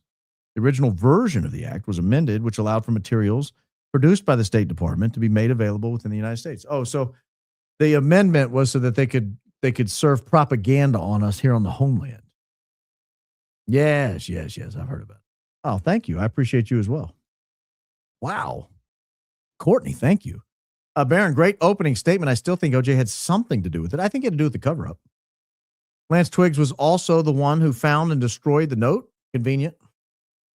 Found, destroyed. Love the research and things you bring to light. Definitely high IQ. Go Max, bad cop. Yes, we're bad copping all over the place up here. I need a bad cop hat, don't I? That's what we need. That's the first hat. Do you still think if burned, there was a smell? I don't know. Because it would have been quick. It would have been quick. He looked burned. His hands looked burned. His arms looked burned. Have I seen my 2 animated videos on Fleet's channel? Oh, my heavens. I laughed so hard. I've seen one of them. Is there a second one? I don't know that I've seen the second one. I saw one where I was just totally jacked. More of that, please. More of that. 80 Fleet has Colin looking so jacked. I don't even know what to do with it. I don't think I've seen the other one. I'll have to try to find it. Yeah. Colin looks so jacked. I don't want to look that big. I like the one that I had.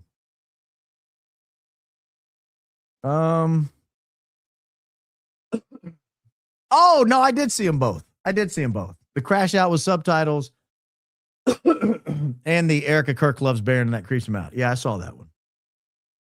That one. This is the one where I was jacked. We'll watch it.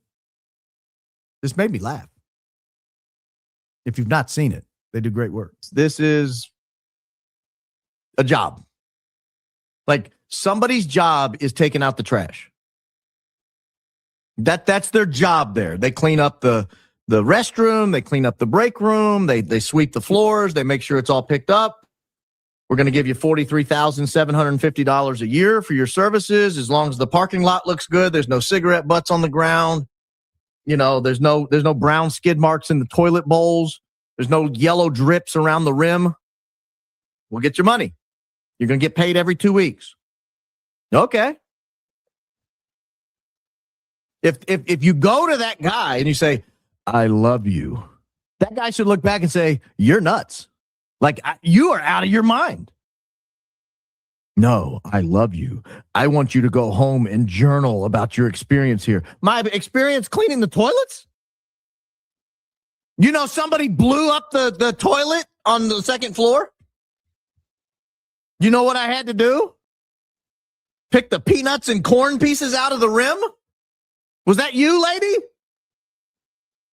You love me? Go clean the toilet. I haven't finished it yet. I had to take a break halfway through, take my elbow length rubber gloves off, and get on a Zoom call. It's a high IQ outfit. That was great. Yeah, 80 Fleet does great work. And it's very flattering. Everyone looks hotter in the 80 Fleet videos than they are in real life. I mean, Erika Kirk was like an 8 in that video. Your humble host was like a 10. Just kidding. Not in real life. Not in real life. Yes. They do a good job. Can I find Lance's car? I've looked. Don't think I haven't spent time looking. I have looked and looked and looked and looked. And I have not been able to locate it. I agree, Your Honor. Shout out to Tyler's defense team, probably watching your show right now, taking notes between Baron and Candace's podcast. If they don't know, now they know. I hope so. Welcome to the program, guys. I hope so. I hope they have somebody assigned to watch podcasts all day. You imagine that's your job? You're the new lawyer. You show up with your briefcase. You're like, I'm ready to write briefs. They're like, whoa, hold on, cowboy. Sit down. Open your laptop. You're going to watch 13 hours a day of podcast, and you can't bill it to anybody. You're just going to do it. Okay. Poor Sept spent $200,000 going to law school. He probably graduated like third in his class. Got all the different ropes on his graduation suit. And his job is to watch podcasts sun up to sundown every day. He's got to watch Jesse on Fire. He's got to watch Ian. He's got to watch Colin. He's got to watch Baron. He's got to watch Candace. All the people that go by on one name only. He's got to watch them all. Yes. That's your job. My man, if you got to go and pee, don't let us stop you. Don't worry. We will behave while you're away. Why can't I trust you? That's the problem. It's a zoo in here already. Please take care and rest when needed. Your podcast is brilliant. God blessed and Christ is King. Well, thank you. The old throat needs more rest than anything. I yell too much. Now I know why Candace is so calm. She's got to keep that voice smooth as butter. Your humble host can't help himself. We also can't explain how they always had fireworks go off at night after Charlie spoke, and there were no fireworks set up for that night. Ooh. Is that true? I was unaware. I'm a member now, and I never want to miss a cookie story. You never have to now. The member side is just full of cookie stories. That's all we talk about. Cookie stories. Baron, the clip of the police saying the FBI don't interview clearly says Andrew. I'll have to go back and look at that. Is that true? Is this true? How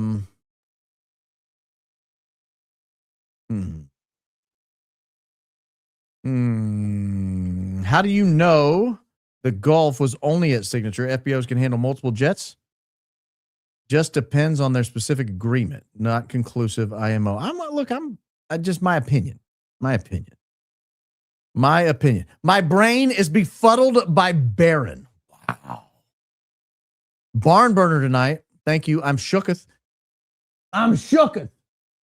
Now I know why my cop friends won't talk about this. They were there. Ooh, were they? You need to really poke at them. You want to talk? You want to go to dinner? You want to go get coffee? Get them in a sauna. You cannot tell lies in a sauna. If you're in a sauna, blah, blah, blah, blah, the truth just comes out. Just comes flowing out of your mouth. They call it the truth barrel. A few weeks ago, I watched my first membership video and you were standing up revealing your tats. Hey, don't be telling people this. Come on. What happens on the member side stays on the member side. We don't talk about this. Everyone needs to join. Tons of fun. Blessings to Mrs. Coleman. We ladies have her back and continued protection for your family. Thank you for that last part. Hey, but keep my secrets over there on the member side. We don't need the general jury learning all the secrets. Now they know secrets.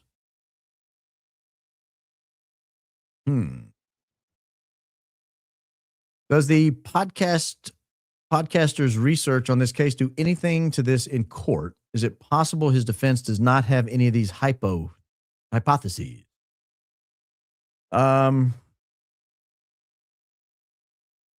It could. Now, his defense might not use any, but they'd be foolish not to. Because we are, in my opinion, offering a range of things they can research, a range of things that I think they could get admissible. You know, if you want to put up a whodunit defense, I think we established that tonight. You're looking for a guy with long hair in tactical gear and a mask. So, hi, Baron. My wife and I, and even our high IQ husky Zelda, must be a very high IQ husky. Love your show. You, Candace, and Ian are the Triforce of Wisdom. You think this Robinson trial could be theater? His defense team is suspicious. I've addressed that quite a bit. I don't know yet. I don't know yet. There are times I wonder if they're doing their job, and there are times that I feel like they are doing their job. So we'll see. Qureshi graduated from South Lake, Texas High School in 2017. In college, he studied abroad to Jordan learning Arabic. He was assigned to the Netherlands on his LDS mission and served there before COVID-19 in 2020. Boy, you did a deep dive on that guy. I didn't know any of that. I knew none of that. Let's see. What else are you grumblers talking about over here? Baron, did you ever get with Stu Peters? I saw he was trying to talk to you on X. No, I forgot. I need to. Ian has been posting on X for anyone to test out the web. Code word GOYIM.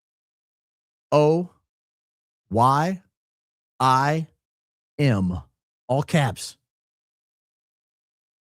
Should you want to play along at home? Makes sense why they didn't have the normal ambulance at the scene, allowing them to take care of the final issues if needed on the way to the hospital. That was my understanding. You grumblers are good tonight. I don't give a damn. Great commenter, by the way.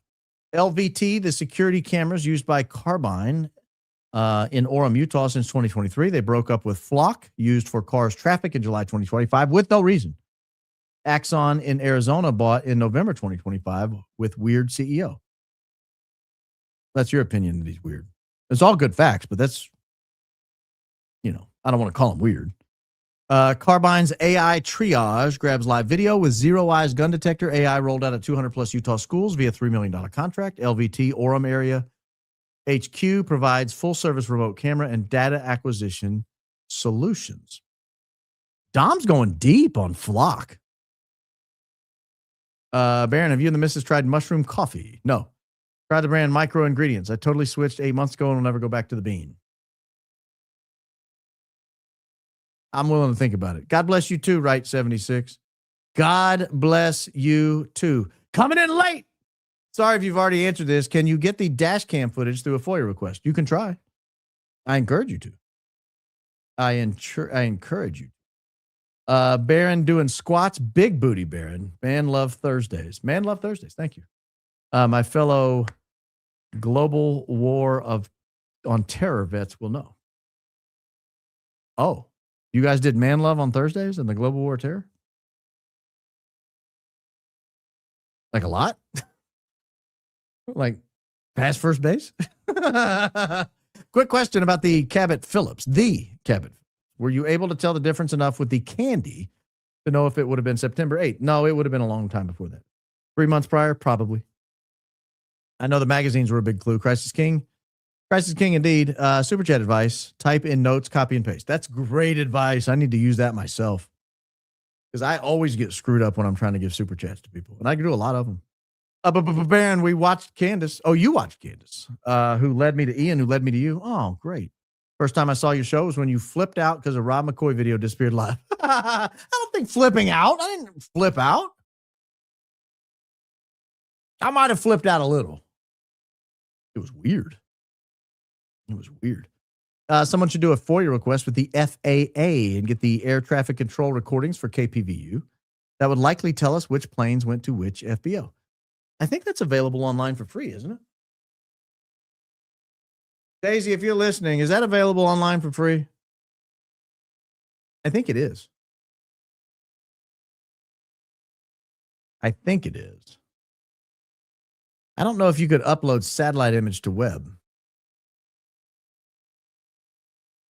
I don't know that it would be able to interpret the pictures. You stated from McClintock's pics we haven't seen that he was very much not alive. Same reason you said Jesse's theory doesn't work. No need for more. He looked pretty dead to me. I think he was. Unless he's an excellent actor. Your 85-year-old mama watched me for the first time last night. A lot for a first watch. I'm in it preparing. I'm on it. Texas property manager, tell your mother that we're happy to have her. 85, that's a long life.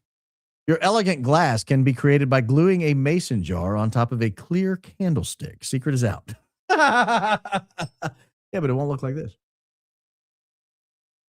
Well, I guess you're saying it will look like. Well, but if you buy it, then someone else has already done the gluing. And you can look fancy. Normal episode tomorrow with members hang out afterwards. Looking forward to the climax of the Kirk investigation. I could do that. The problem is, as soon as I get done, there's some production that I have to do on YouTube. I have to trim the 2-minute countdown out. I have to add chapters. I have to throw in a thing. So it might be like a little, and I usually have to take a comfort break, like I will tonight because I'm dying inside. So it would definitely have to be some time in between. It would definitely be some time in between. What car is that? Just noticed a car I've never seen before. It's parked behind everything. Huh. How did they get there? Weird. Never noticed that before.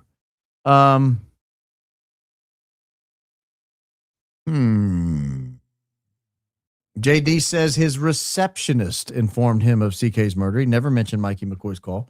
JD said he went straight to DJT's office to tell the president who is lying. Let me be fair to Mikey. He might have called him after the receptionist and after he talked to the president. I don't know what the timeline was like, but apparently it was very quick. It must have been super fast. Must have been super fast. I have 2012 spring, 189 pages commencement. Email. realbaronpodcast@gmail.com. I don't know the best way to email 189 pages. Unless you have it digitally on a link, then just send me the link. Put commencement in all caps so I will see it. Commencement. That's amazing. I've been looking for this. I've been asking for it. I've been sending emails, making phone calls to the school. No one will provide it for me. If you have it, that's absolutely amazing. I want to read it. I want to look at it. There's something very specific I'm looking for. I cannot tell you what it is. Now, I'm not going to tell you now, but there's something extremely specific I'm looking for. Extremely specific. So please, by all means, we the people, please email that to me. realbaronpodcast@gmail.com. Go back and listen. 4220, as per FBI, don't interview Andrew. Who is Andrew? Let me see if I can find it. Timeline. Use me. This is the one we're using. 4220.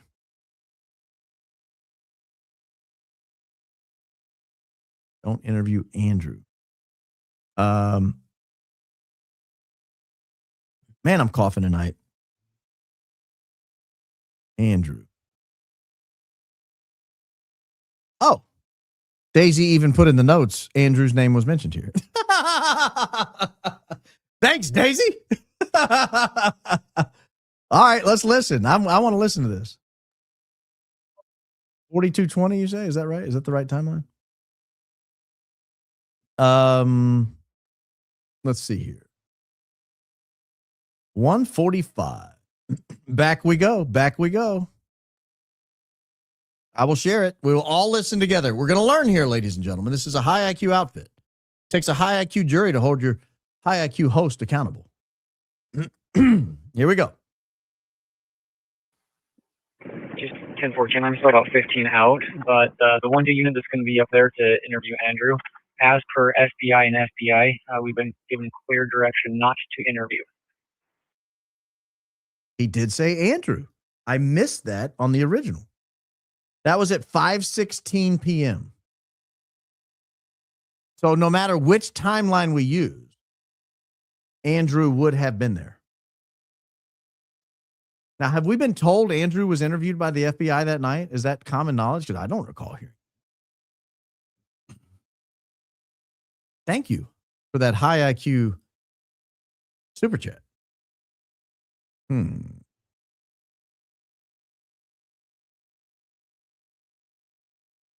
A former lawyer turned much happier stay-at-home mom. Been here since Ian's first shout out. Been hooked ever since. Love your writing. See you writing the definitive book on the Charlie Kirk assassination cover-up one day. That would be a great idea. We've got enough material. I could start writing on that now.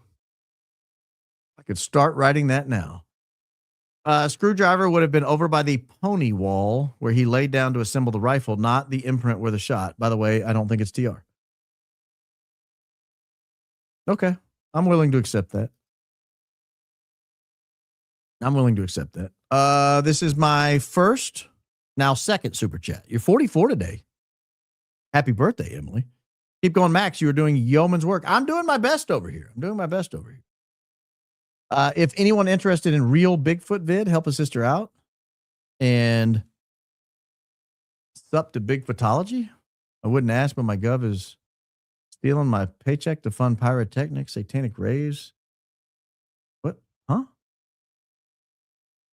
I'm very confused. I am so confused. I don't even know what to do with myself. I saw a big super chat come in on Rumble, but I can't find it. Where are you, big super chat? Where are you? There it is. Daisy is killing it. Yes, Daisy is killing it. Daisy absolutely is killing it. Thank you. She even puts stuff in there that I don't see. Frank Turk said it was Brian Harpole hanging out on the car in his video. The greatness of Charlie Kirk, an eyewitness account of his life and martyrdom. Timestamp 5033. Yeah, my thought is that Frank Turek might have been. I don't trust anything that man says. Let me just say that up front. I just don't. I just don't believe it. Frank Turk said they drove about 4 miles to hospital on surface streets, cutting through intersections and not on a highway. BH door open must be footage. Yeah, I'll show you the street they took because I know the route they took. And they said they drove well in excess of the speed limit as well. So this is the route they took. I got this satellite image still pulled up, so I'll show it. Where is it? There we go. This is the street they took right here. It's a long, straight street. So they would have had to cut these intersections. But it's this street running right up the middle. It's got a blue square going through it right now. There it goes. But it's this street right here. And and he said they were just flying, cutting their own intersection. So I'm guessing highway speeds. And I consider highway speeds anything over 55. I'm not saying they were doing 100. But I wouldn't want to be doing 55 on that street going through those intersections and stuff with the door open. I just wouldn't. That's just me.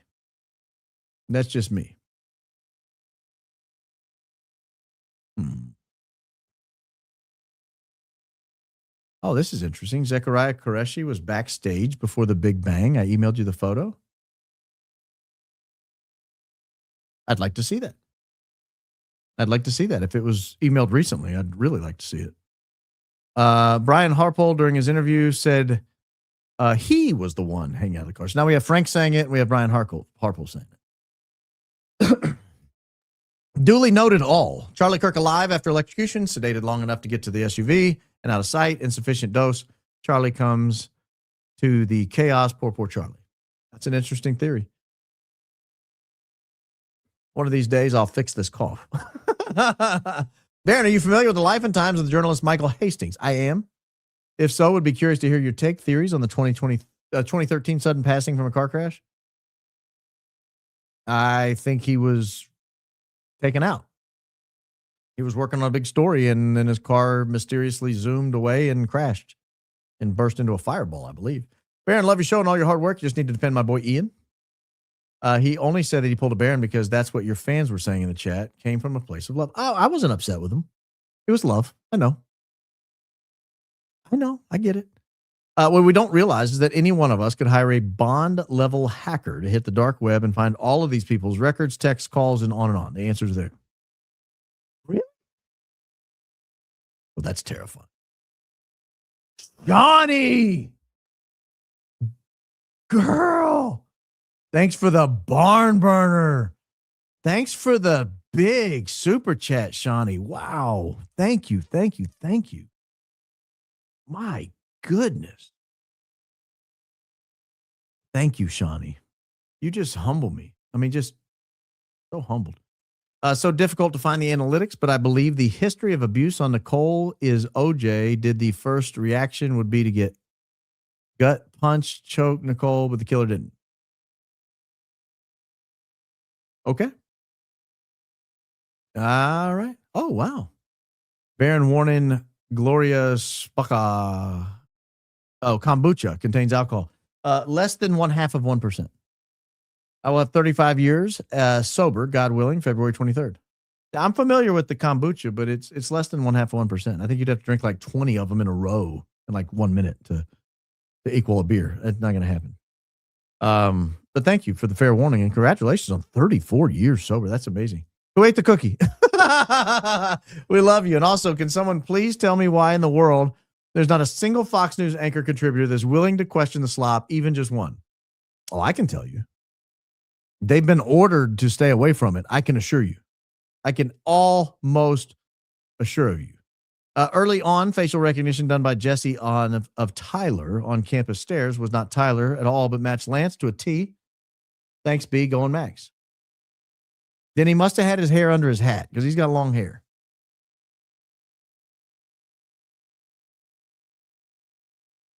You got long hair.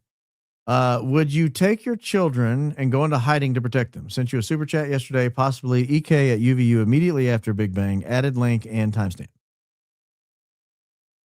Yeah. Okay. Can you email that to me? realbaronpodcast@gmail.com. I'll be happy to look at it. I've seen every image that people have sent me over the many months about thinking they saw Erika, and I don't believe any of them are Erika, but I'm willing to look at it. If you're asking me if Erika is being normal, no. I would do exactly what Jackie Kennedy did, and I would go into hiding. That's what she did with her kids. I became a member today. Baron Coleman is now a line item on my monthly budget. Christ is king. May all lies be revealed. The truth set free. Biblical justice served. Glory to God. Happy to be in your budget, man. Happy to be there. Thank you, by the way. Thank you. Was there an autopsy done? We're told there was an autopsy done. Erika Kirk has insisted there's been an autopsy done. You should do a show on transgenderism. I first really remember hearing about it from show Jazz, and the first pregnant man that was like 25 years ago. Would be nice to do a deep dive. I'm probably not going to do that. I'll be honest with you.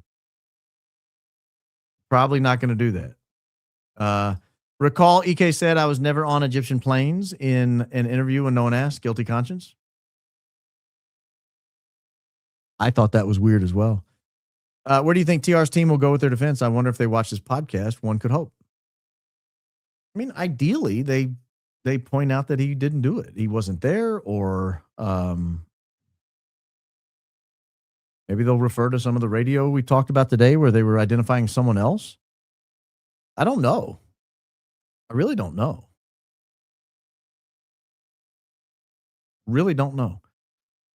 Yo, B, your show is great, man. Babylon System is the vampire sucking the blood of the children day by day. Funny how the three men dressed in black walking past the Lyman house with the ring camera we haven't seen. They only showed us the limping guy that they're claiming is Tyler. Yeah. I'd love to see those three go by. Phil, if you're there, Phil. Baron Coleman here. Phil, you guys released, I believe to TMZ, if I'm not mistaken, image of a limping man walking down the street that you claimed was Tyler Robinson, and even must have really looked at the Zoom footage closely, because there was a little hint of a guy running in the back that I honestly, being honest, wouldn't have seen. Meanwhile, Within an hour or so of the event starting, 3 men, all dressed in black, walked directly in front of that same house. Can we have that footage, please? Bill, please? Surely you still got it. Surely you still got it. What if Frank Turek opened the car door to brush black plastic pieces off the seat and then couldn't get it closed again? Well, Frank was in the back, I believe. The back, like the cargo area. So I think the door would have had to been opened by Brian Harpole, who allegedly was on that side. But yeah, same thing. Sorry, too many abbreviations earlier. Challenger under the tree at La Quinta. Very confident. I don't think it is. I've looked over and over and over. Go panoramic, southwest side of building, please. See Dodge Challenger, Lyman property, chicken coop. I'll have to look at your email because I still don't understand that. Because now you're talking about the Lyman property and the chicken coop and the Dodge Challenger. So I don't believe the La Quinta had a Dodge Challenger. I think I've ruled that out every which way I can possibly rule it out. I'll look again since you're mentioning it. Southwest side. Let's look together. I don't want to be accused of dismissing it out of hand. So this is the southwest side. That's north up there. This is south down here. I see no Challenger anywhere on the southwest side. Oh, there you go. Is that a Challenger?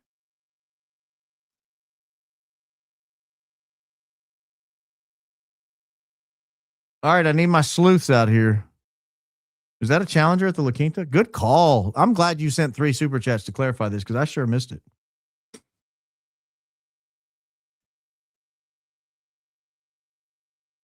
You only got that one angle, right?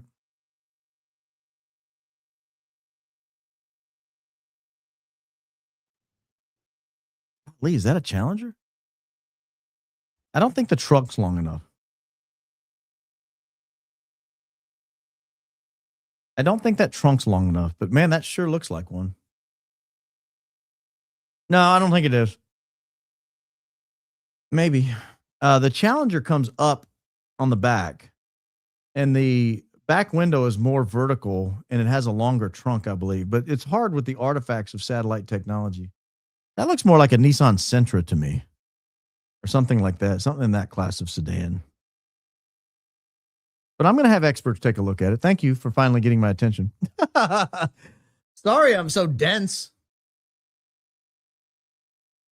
Sorry. First membership I purchased. First super chat as well. Do you think TR will make it out alive if found innocent? Yeah. If he's found innocent. I don't know if he's going to be found innocent, though. I mean, there's a lot of crimes he could have been guilty of. There are tons of us starting up groups. There's no voting our way out of this. It's time to stand up and take to the streets. It's time. Oh, I'm not. That's your opinion. And if you do it, I'm not going to say you're right or wrong. I don't want to be,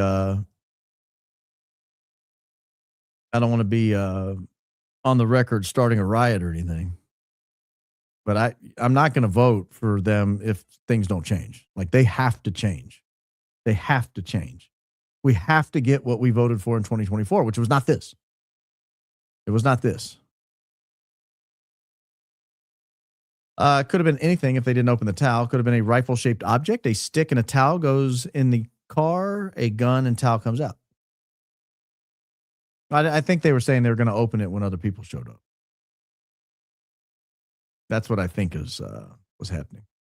For all you asking if I've looked for Lance's Infinity, yes, I've looked as well. I don't see it either. EK had to wait for AK to arrive because I think he had EK's phone. Fabulous show, Baron. Well, that's kind of my thought.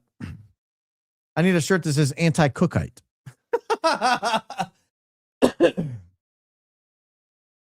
Duly noted. Duly noted. I vote for Jeremy Renner playing you in the movie. Who's that? Jeremy Renner. He looks nothing like me. He's a handsome man, but he looks nothing like me. He must be hilarious. Maybe he has a great sense of humor and a dashing personality. Frank's footage going directly to command center on N560 Tango Whiskey. Frank's footage going direct. Oh, Oh, so you're suggesting Frank may have been what he was filming, because he was holding his camera up weirdly at the end. Maybe. I would think they'd have other cameras up though, right? They said they were live streaming it to the ops. Maybe that's the ops. Didn't you spot what may have been an Infinity with a rounded bumper on an episode or two ago by the La Quinta Hotel when you were looking for Tyler Robinson's Charger? Did I? I'm still at the La Quinta. I don't see what you're talking about. Rounded bumper. I see the blue car someone emailed me about. I don't see the rounded bumper.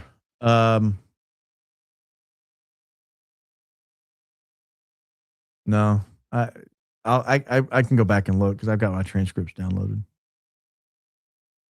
I can go back and look and see.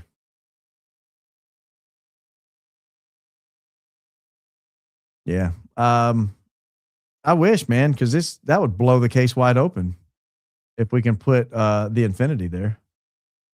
That looks like a Nissan. Yeah, I don't see it. But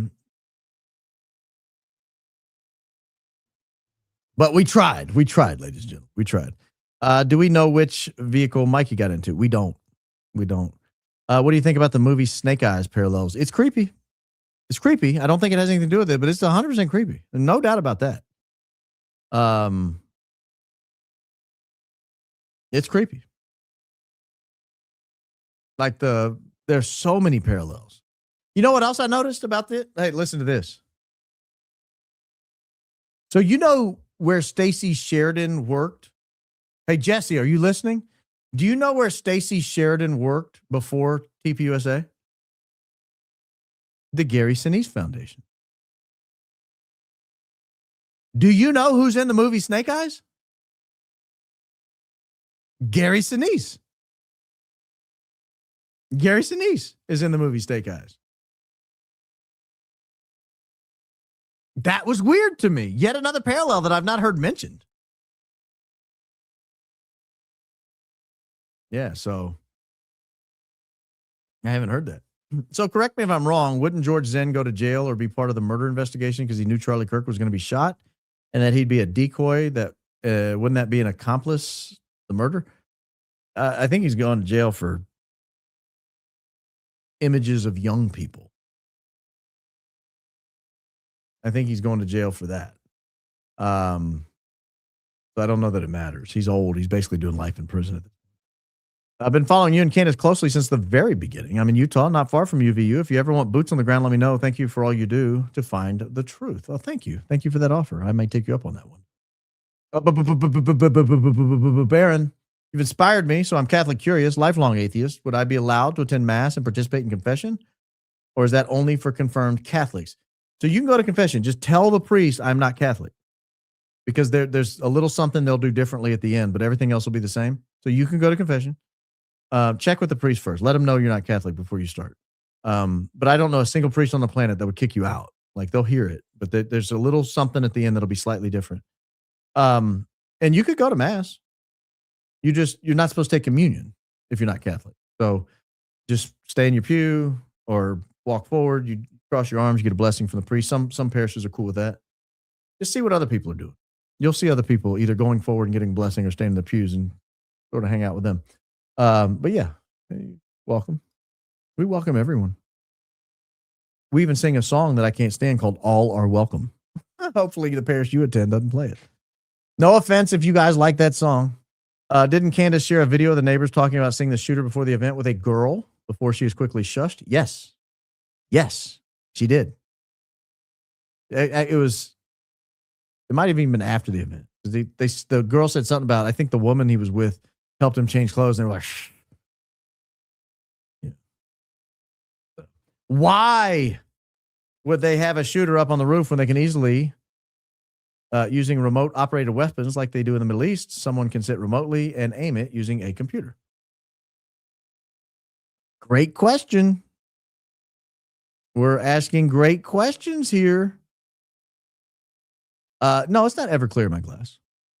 Kidding. 13-year coin last November after Boive 68 have not been a good calf. Going back. Thanks. Yeah, you should go back to church. Everybody should go to church. No, it's not Everclear, my glass. It's this hum beverage here. Delicious, a blackberry beverage. And I've got my anti-autism Fiji water that takes heavy metals out of your brain. I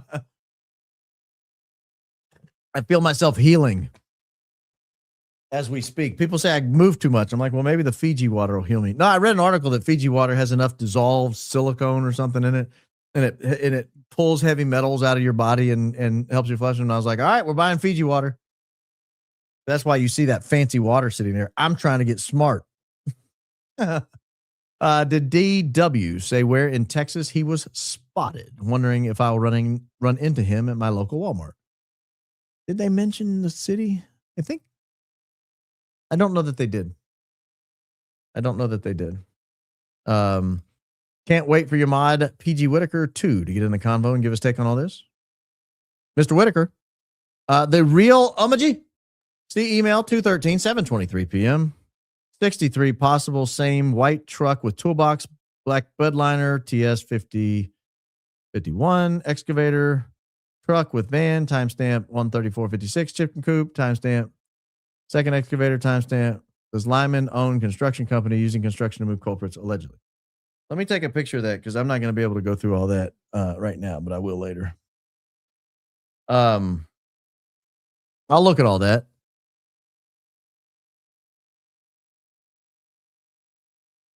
Because I didn't notice all the excavators. BH said in gruesome detail how he reached into the wound and stretched the wound to see if there was an exit wound. Lots of strange details in Sean Ryan interview. Must rewatch, in my opinion, maybe fatal blow. Yeah, why would you reach in the wound to see if there's an exit wound? Just look on the back. Or maybe like put your hand on the back. See if it fills up with blood. I'm not going to show that one.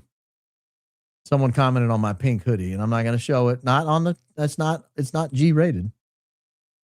I think an autopsy is mandatory. Someone told me that there might be an option where they couldn't do one, but she claimed there was an autopsy. She said, I've seen the autopsy report.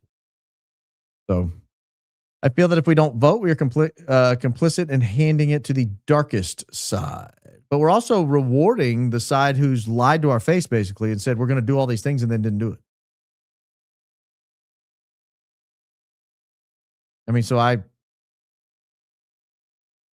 don't know. Car under the tree doesn't appear to have Challenger rims. I don't think. Go Max. Do da lu da do.